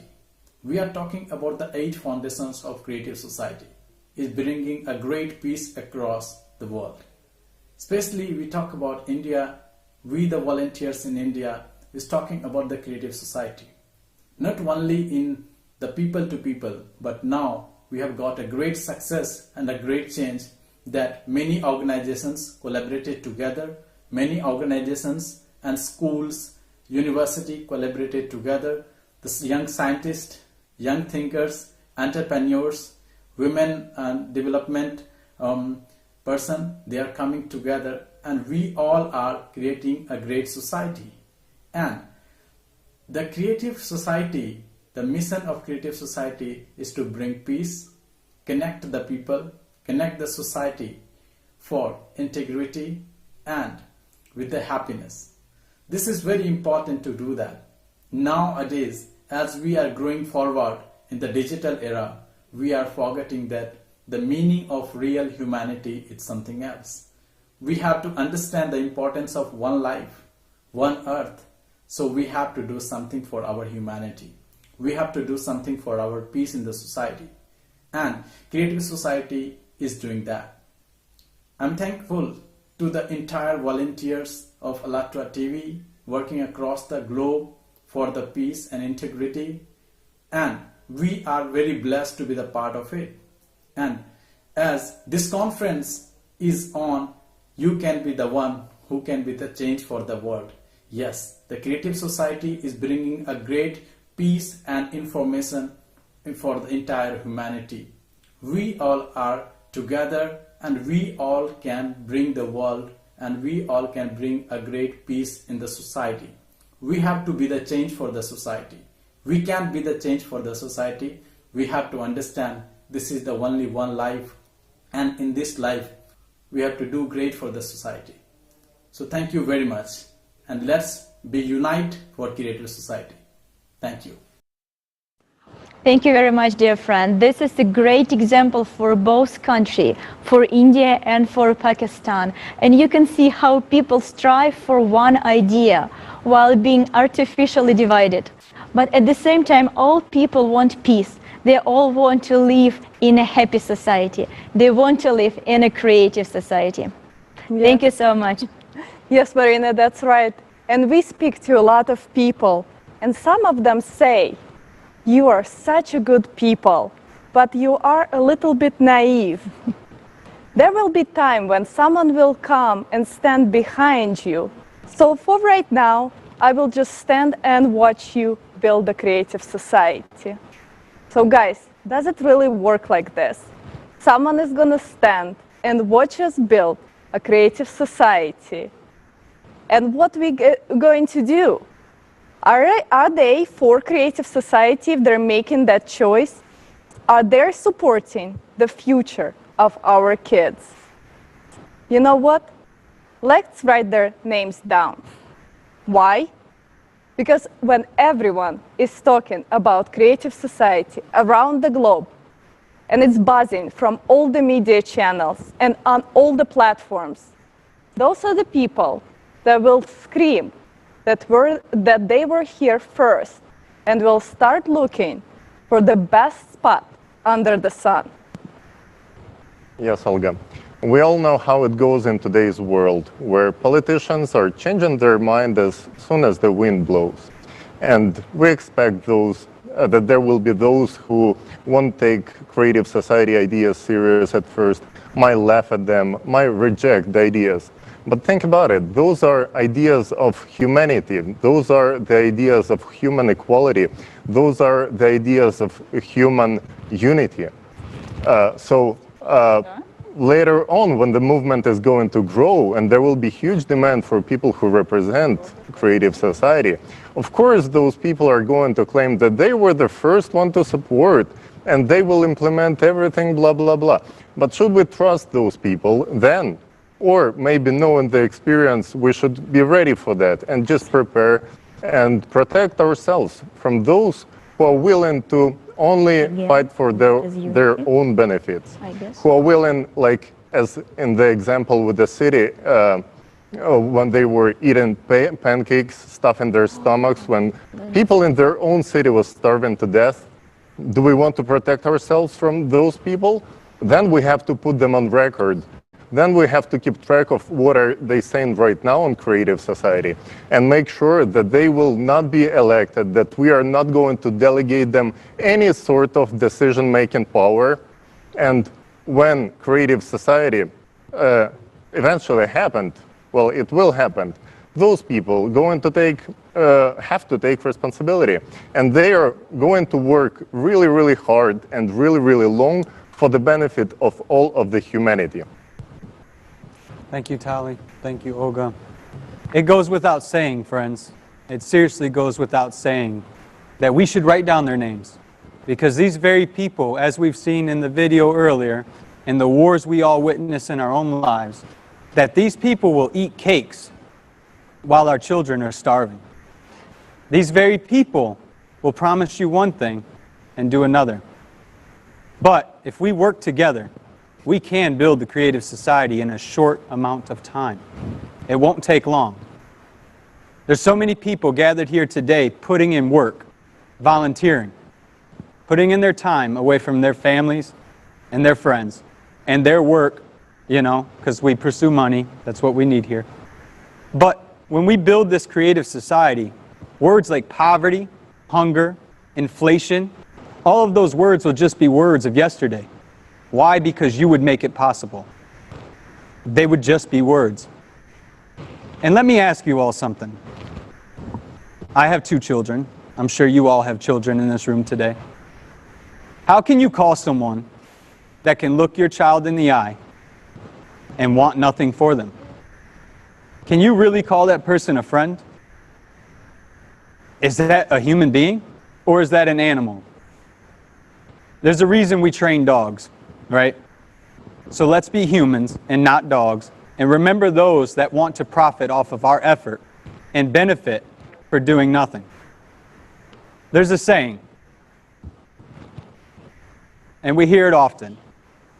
Let's roll up our sleeves and get to work. There's a lot of projects and there's a lot of things that need constructed. So let's grab a shovel and stop leaning on each other's shovel. Yes, thank you so much, Jason. And also, it is so empowering to know that 99% or more of people support creative society. So our list won't be long. So thank you so much.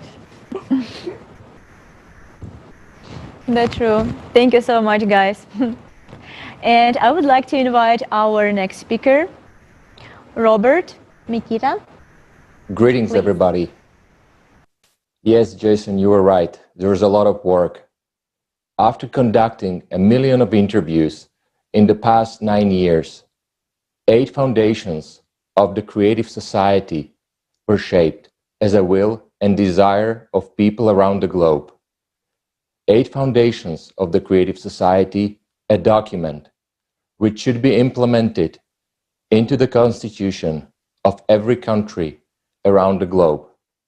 This will guarantee people that no law will be passed that will deprive a person of his or her rights or decrease his or her life.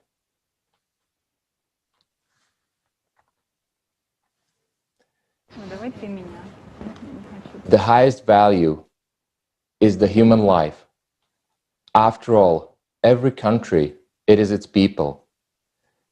Country without a people doesn't exist. Society without people doesn't exist.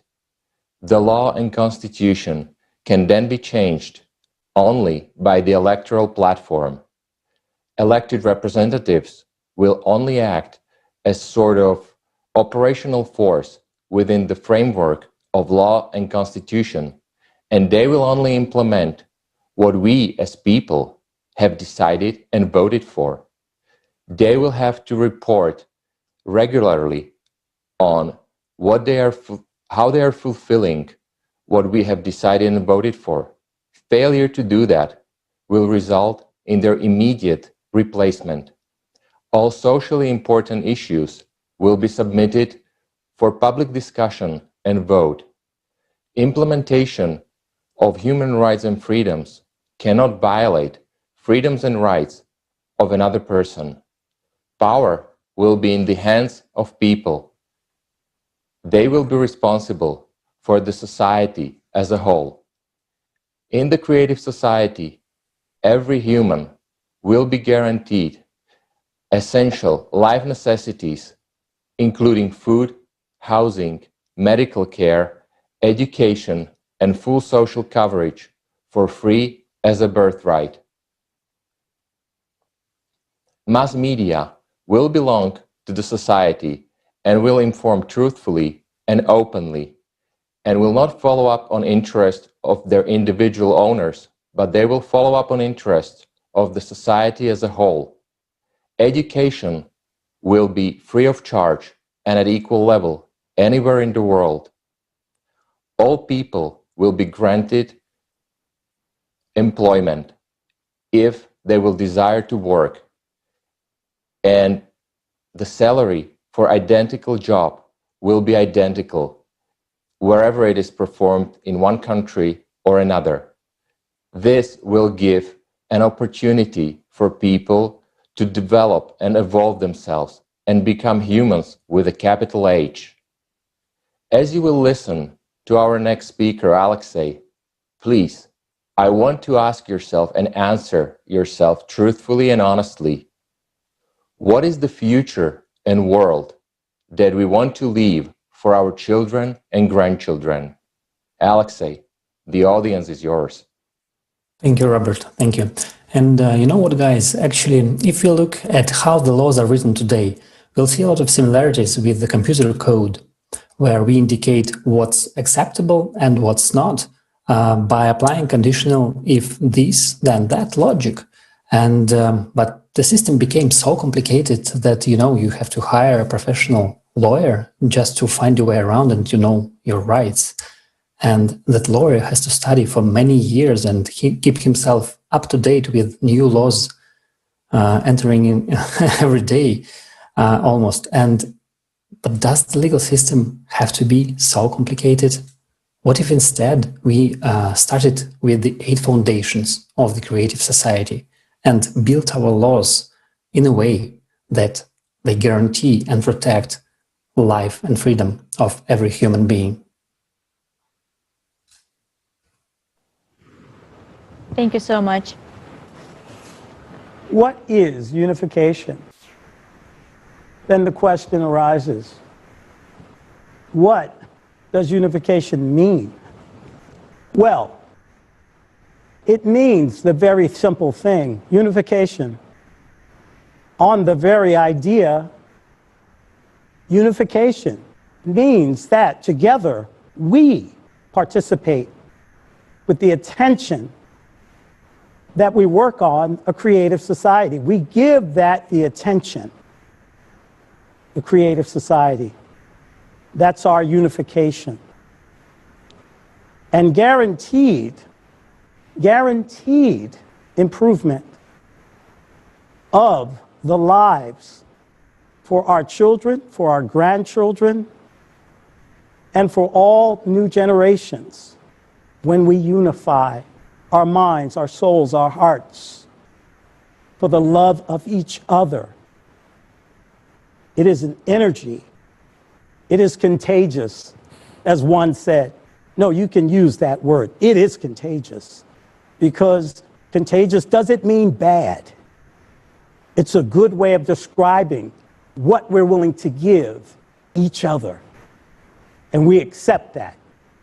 And that's why we're here today, because of contingency. Because this floor, this united society, creative, has brought it here. It's a contagious energy. And that's why we're here. And another question that we would like to talk about today that we often get asked is, who is behind you? And the nature of this question is understood because we have been taught that if something happens, that there must be someone standing behind it, such as Soros or Putin or Trump or someone who defends their interests. Because we were taught that the world is divided into 2 parts that belong to oligarchs or the clans. And today, for the first time, there's only one interest, the interest of the people. And who stands behind us? The whole mankind. And this project is organized by people from all over the world. And behind it is the future of our kids and our conscience. And also, another question that we get asked is, who is your leader? Our leader is our children, and our sponsor is their future. It is our children's eyes that we look into and understand the legacy and the future that we're leaving behind for them. Is this the future that you want for your kids? And this is why we're here. This is why we're acting today. Because we're not, and why does this question come up? Because we're not used to not having someone who would benefit from the action that they're doing. And today, for the first time, this conference, the Creative Society, is not just a project for an individual group of people, but it is a project for the whole humanity. Thank you. Thank you very much, Olga.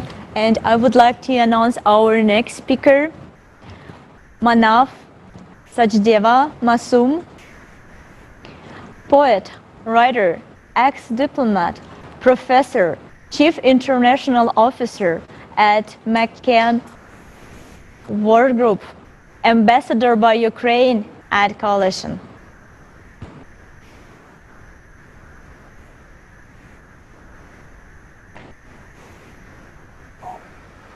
Greetings, friends around the world. Today I'll talk to you about two main ideas. One will be on the topic of unity. What does it mean to have unity in terms of being able to express disagreements, but in a gentle way? And two, I'll talk to you about another topic, which I'll talk a little bit more later about the value of each person. The value being not enshrined in what they do for you, how they engage with you, but in their being themselves. Because this notion has taken over our very being. What does somebody do for me? How do I engage with them? What is the interrelational space? And therefrom, we drive a value. I want to disband that notion and say every being has value in and of itself, just by the fact of their birth.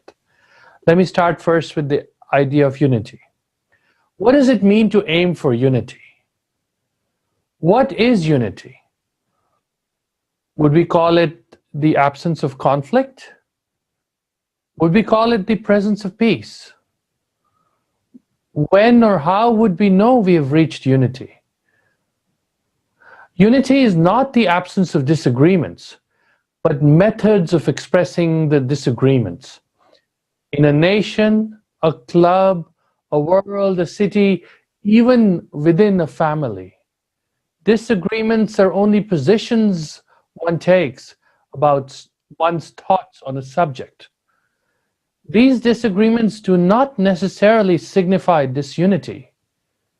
We can still be a united family, or a united club, a united country, even a United Nations family of countries around the world without needing to avoid disagreements.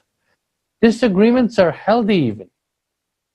However, when we turn disagreements into personal insults or express them in violent ways so as to express our disagreements in ways that hurt the other, rather than just having differences of opinion, we risk being disunited.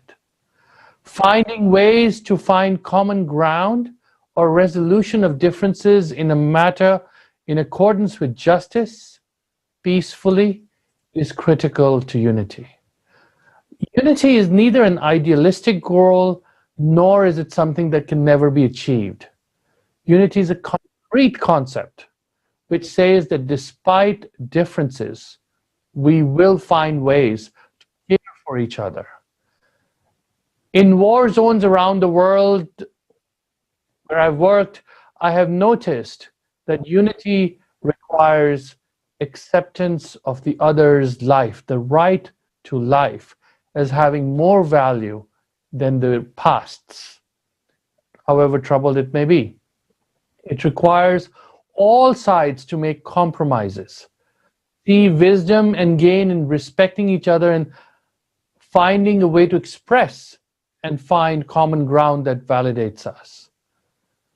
Unity does not always mean full agreement, but it does mean expressing, even if not resolving, in a manner that makes the other understand that one is disagreeing without calling the other in such a way so as to draw distance or garner hostility. It also behooves all listeners and all parties to disagreements to understand the concept of unity while expressing diverse and divergent views and thoughts through gentle expressions.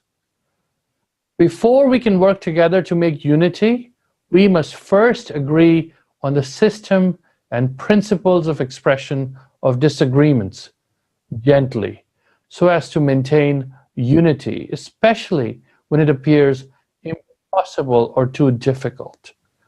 Unity of spirit of health, of methods to express disagreements, without losing that connection with each other, is true unity.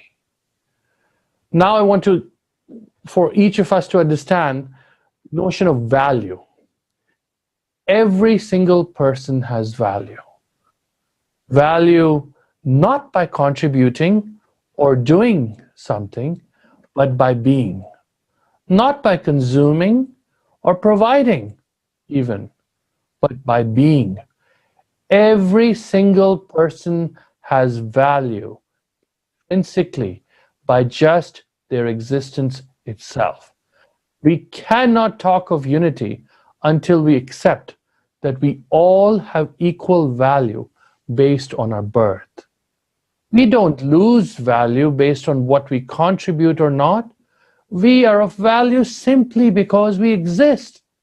We can strive for our goals or even different lives, but we must not attribute more or less value to a particular life simply by what she or he can or cannot contribute. The profoundly simple understanding that each life and living being has intrinsic value is critical to understanding who we are and why we're put on this earth. Once we understand that purposes or resources or means for life do not determine the value of life, and life has value for each human simply because they exist, we will then and only then be able to unite in the knowledge that each one has value by their existence and not by their past, their caste, their class, their money, their passport, their skin color, their ethnicity, their religion. Differences are things to be respected, but not. Mr. Manaf, thank you very much for sharing with us such a valuable understanding. Thank you. Namaste. Sat Sri Akal. Jai Hind. Bye-bye.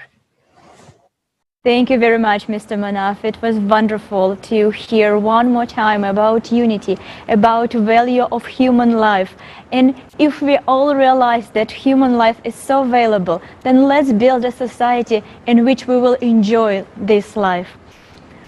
And next hours, I would like to announce our next speaker, Steve D'Onofrio.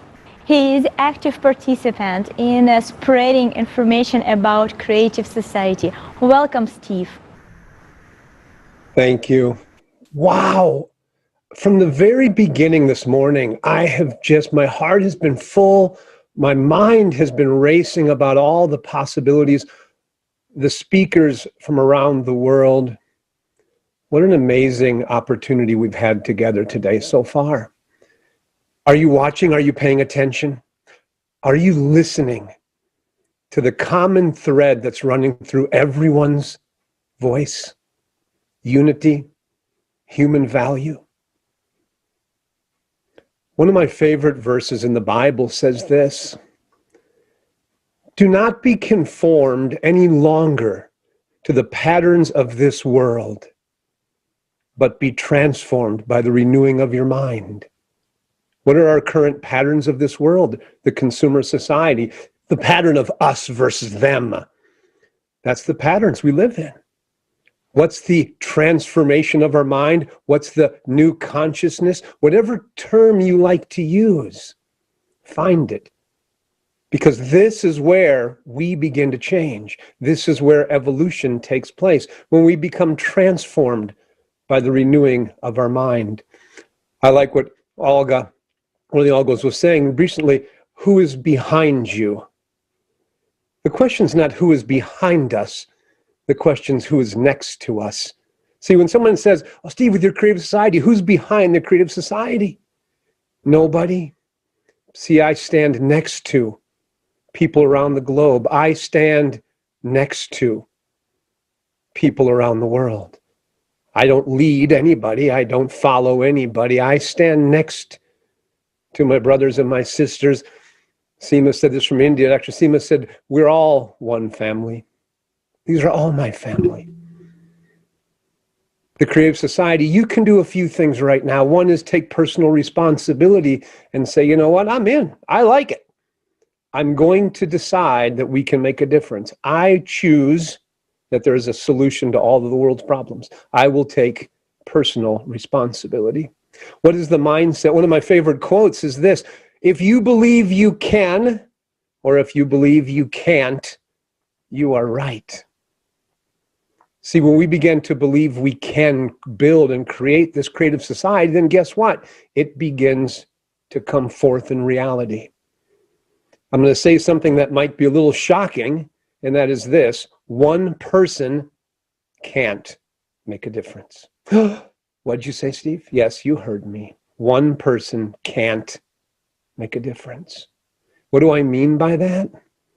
See, one person is only one person, but a group of people can change the world. A group of people united around one common mindset, moved from influence to action. Action creates impact. And that makes all the difference in the world.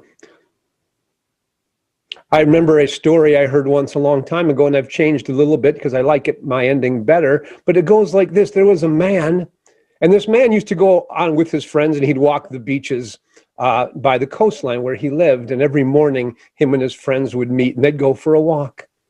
One particular morning, the man was watching a little boy, and this boy was running from ocean to ocean side, and he was throwing stuff into the ocean. He was so excited. And the man thought, what is this boy doing? Where's all this energy? Why is this happening? Driven by curiosity, the man went down to the boy and he said, young man, what is it you are doing?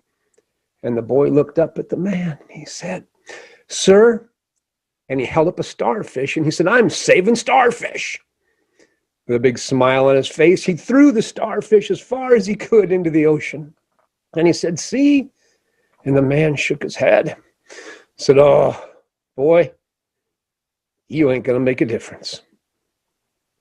You see, there's nothing you can do to save all these starfish.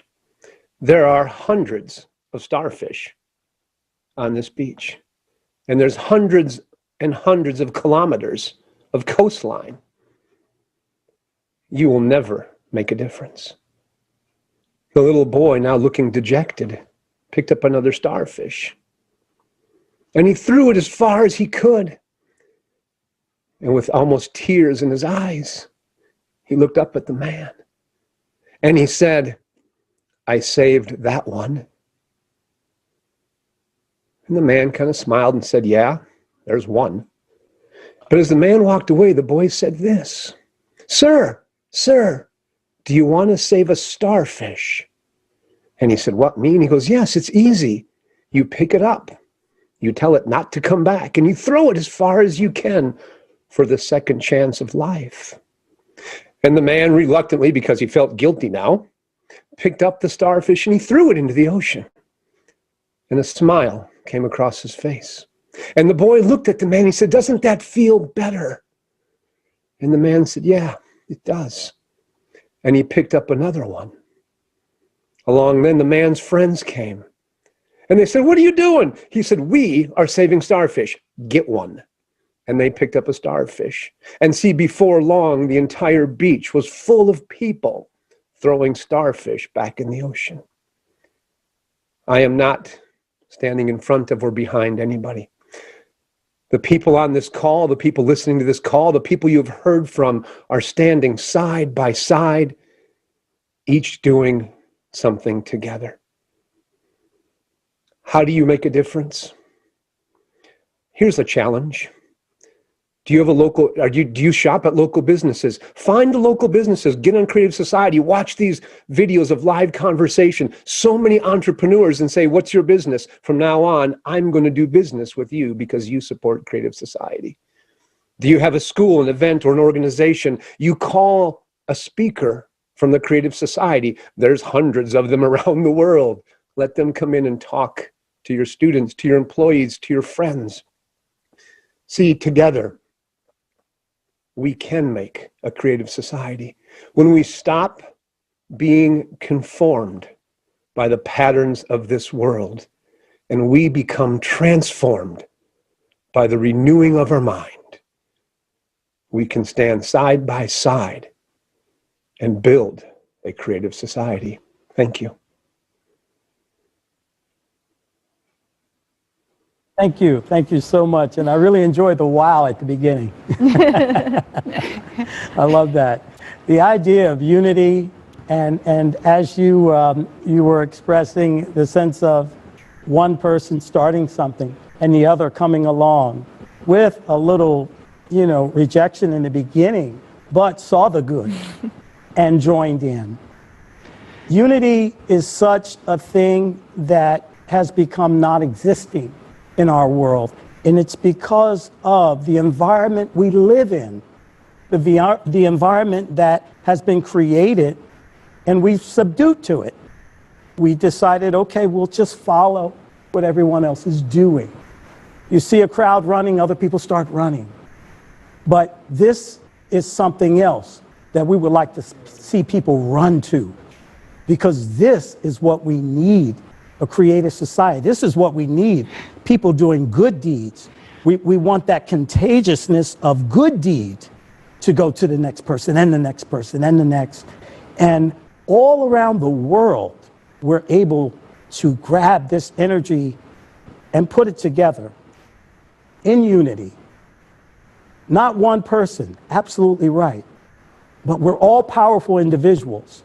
And when we all come together, and we've seen that through the months, when we all come together, we can make things happen in a powerful way. Unity, what we need, absolutely. A creative society will give us that. Thank you so much. Thank you. Yes, thank you so much, guys, and thank you, Steve. It was very inspiring. And to not lose this information, let's move on to the informational stage, because I personally think that informational stage is very important stage. I would say it's like most important stage.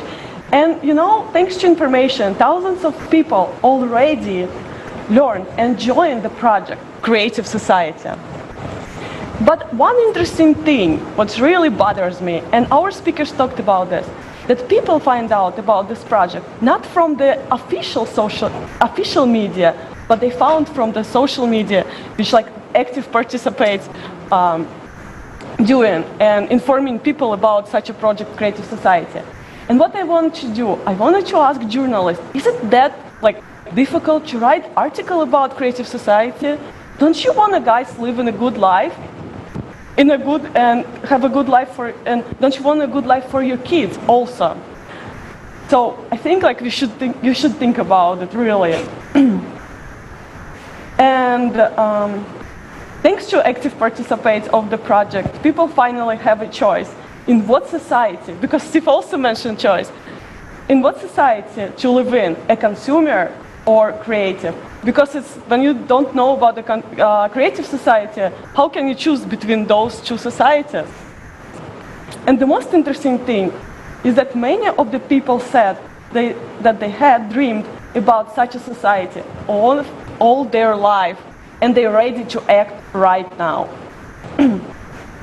It seems to me that it's a crime to suppress such important information for people, because, in fact, by our silence, we deprive people of their right to choose. Therefore, I think it's vital to inform all the people on the planet. And it's not that hard, guys. Every one of us have a gadget. It doesn't matter, phone, laptop, iPad, or something else. You just pull it, open your book, and you start to call or start to text your friends, your family, your co-workers, your neighbors, no matter who. And plus, many, I'm sure, most of the people have social platforms where you can make a video or create a post. And it doesn't take that long. It's just 2-5 minutes, maybe even less, to mention something and ask your audience in what society you would like to live. So, and it's already going to get people's attention. So, and I guess, and we can spread the word about the Creative Society very quick. And Kate is going to tell us something interesting about it. much, Ola. Yes. So how fast we can notify the whole humanity about the creative society? I'm sorry. So let's say one person, I'm sorry. So let's say one person is going to notify 5, and these 5 on its end, they're going to notify another 5. So it's already 25. These 25 can already talk about it to 125, and using geometric sequence, we can come up with the number, how many days, and it's a little over 14 days. Just imagine, 14 days is going to be enough to notify the whole humanity, and they all will know about creative society. But as Ola already mentioned, if you make a post on social media, you can notify, or you can let know about creative society to even more people, 100, 1,000, sometimes even 1,000,000 within a day. So it is possible to make it happen within a day, or a single day.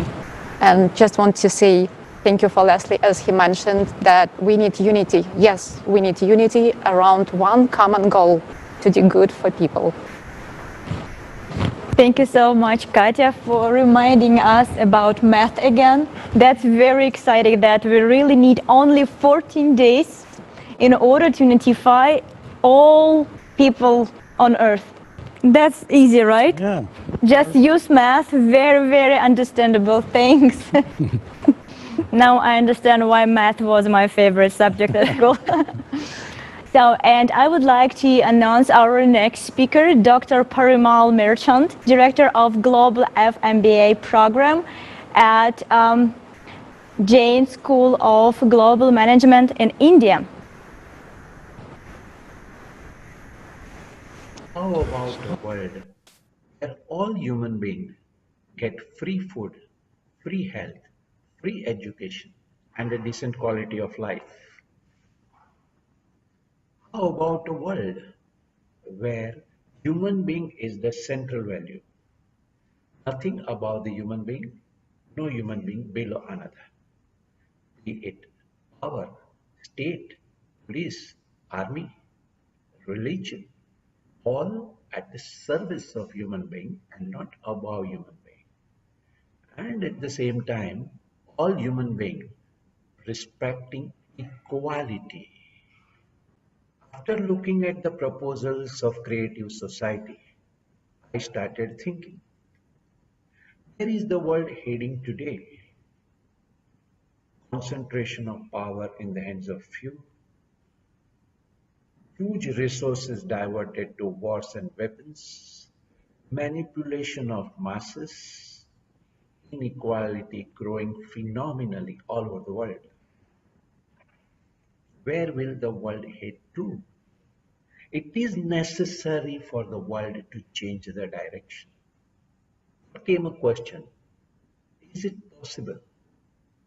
After all, the powerful people are so strong, the governments are so strong, the notions that the society can be only in the way it is today is so strong that even that glimpse of possible human world seems to be impractical. But if we look at it a little deeper, we realize that after all, society, the way it is created by whom? It is made by human being. It will be changed by whom? It will be changed by human being. And who are they? You and me. But who will listen to me? I'm not a celebrity. Here, an analogy was very, very interesting. There is a floodlight, but once it is off, it's a total darkness. A floodlight cannot start another floodlight, but a candle can. A candle may be small, it may be weak, but it can start other 10 candles, and this 10 candles in turn can start 100 candles, and this can start another 1,000 candles. We all may not be celebrity, we are not floodlight, but each one of us is a candle with the phenomenal power of spreading these thoughts to the people around us in our world. How can I start spreading the word? With whom do I talk? Well, I live in Mumbai in India. Perhaps I have nothing to do with someone living in Sudan. My world is people who are around me, my friends, living around me, my work colleagues. This is my world. And it is important to reach out to this world. But what about, will they accept me? Will they accept my proposal? Will they laugh at me? When I kept thinking on it, I realized that I will not know beforehand whether they will accept me or laugh at me. What is very important is not their reaction. What is important is my honesty to myself. I decided to take it even further. So what did I do? I took my phone book.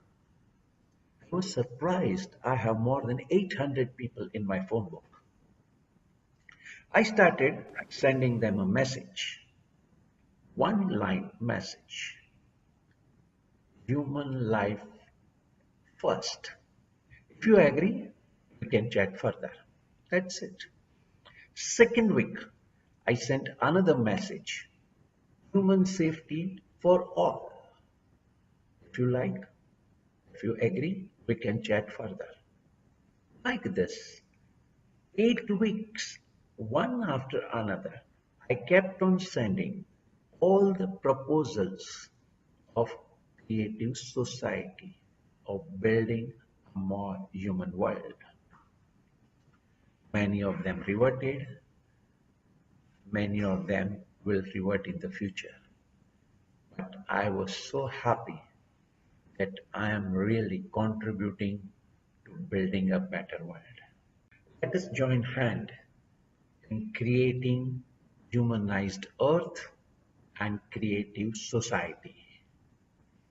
Thank you. Thank you so much, Parimal. And I don't know if you all recognize, but right now we are in a historic moment of our civilization.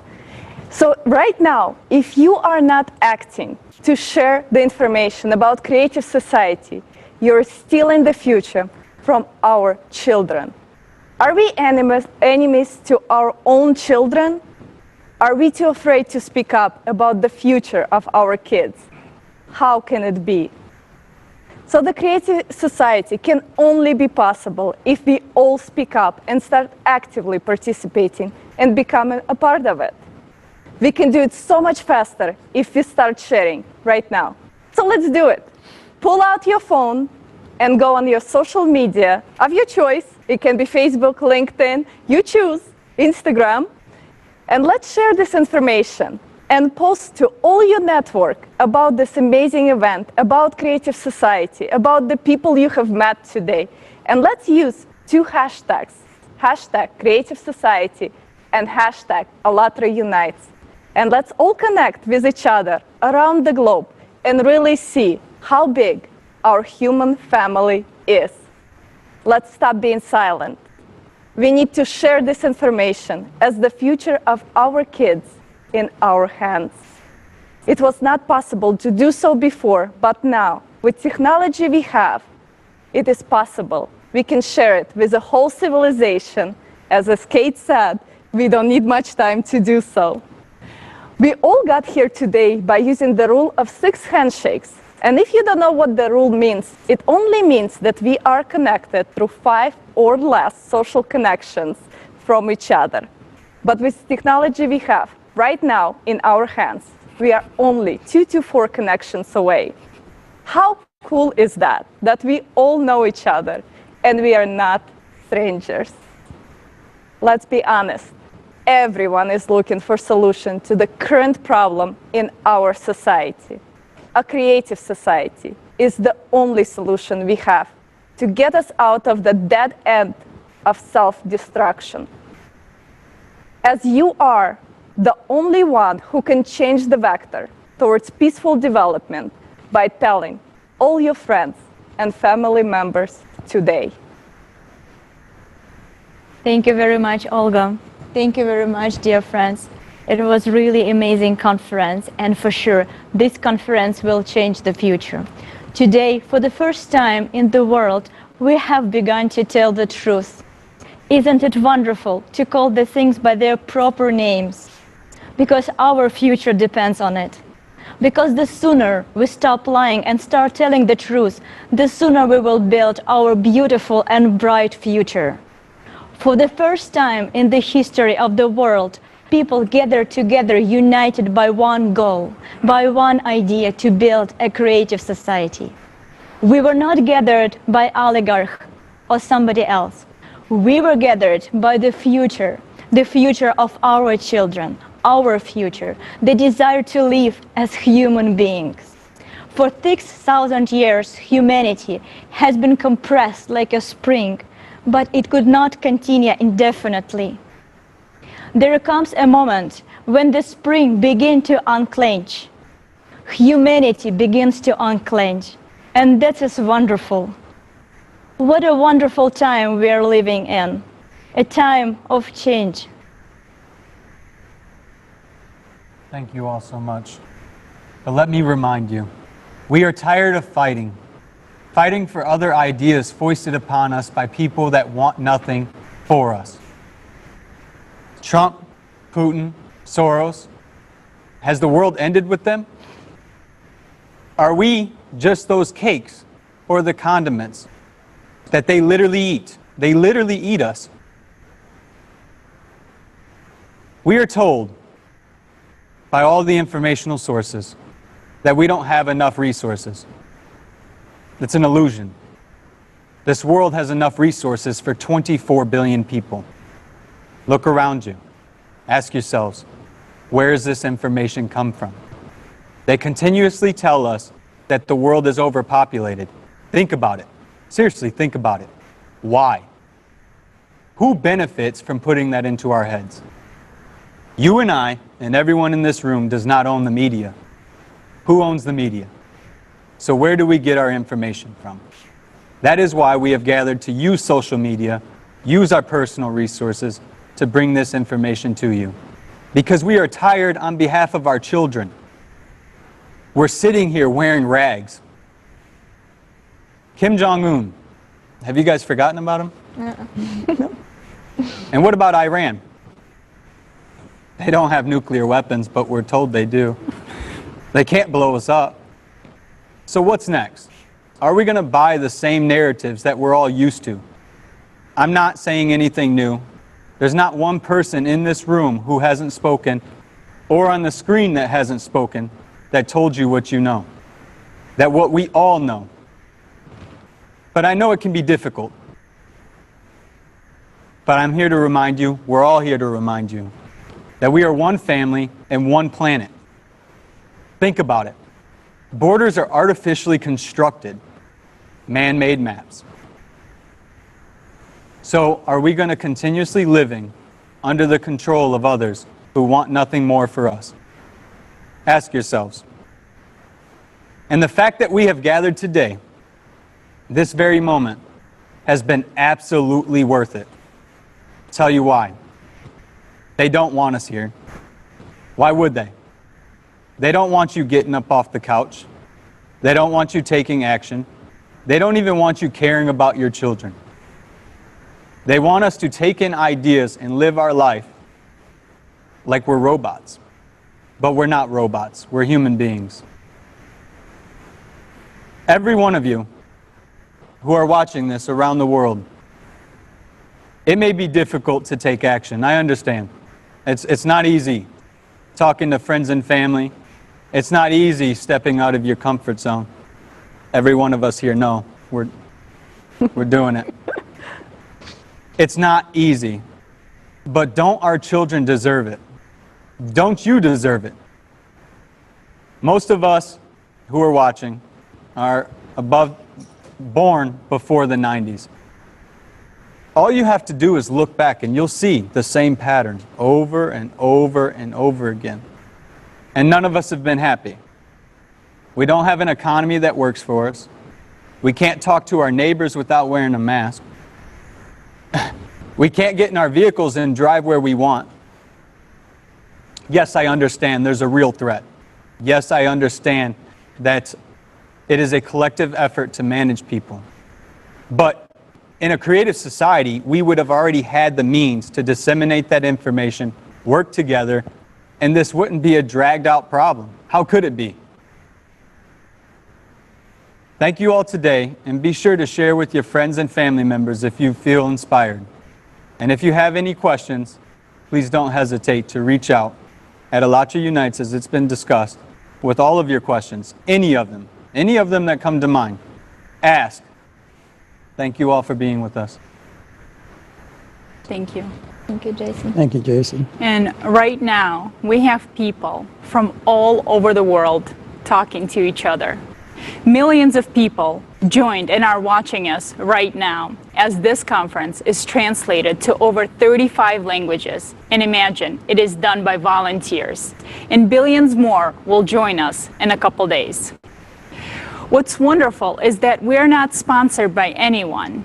And let's be honest, our sponsor and our motivation is our children's future. We're human beings. We started a dialogue. And if we're talking today, that means we can change a lot of things tomorrow. And that is why we are here today. We want to live in a world worthy of a human being. After all, there are plenty of young and not so young people among us. And I wish we all have time to live in the creative society. But it depends on every person and their actions. So friends, let's start with simple steps. From this very moment, let's inform every single person about the creative society, because together we can. Thank you. And right now, please we'll watch a very short video.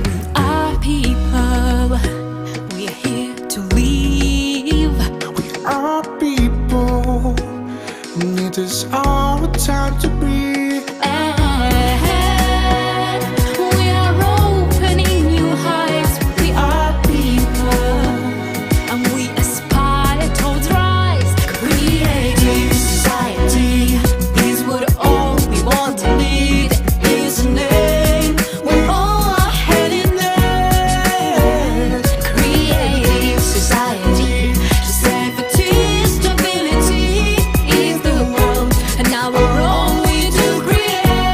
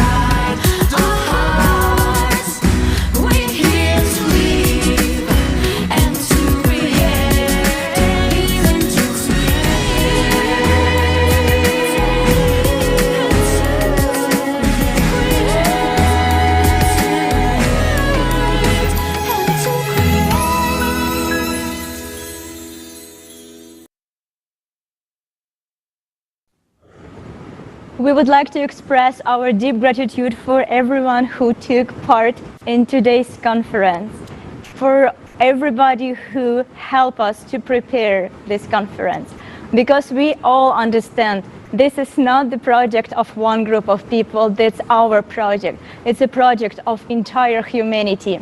Thank you very much for being with us today, and we truly hope to see you very, very, very soon on the platform of ALLATRA International Public Movement.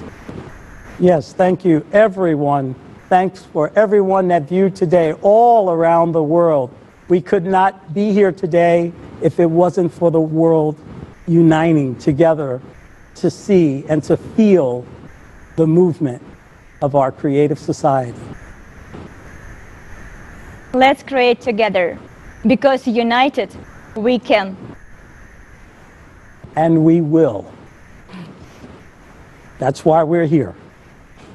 Creative society is the society of the future. And the world has decided on that today in this historic event of energy and unity.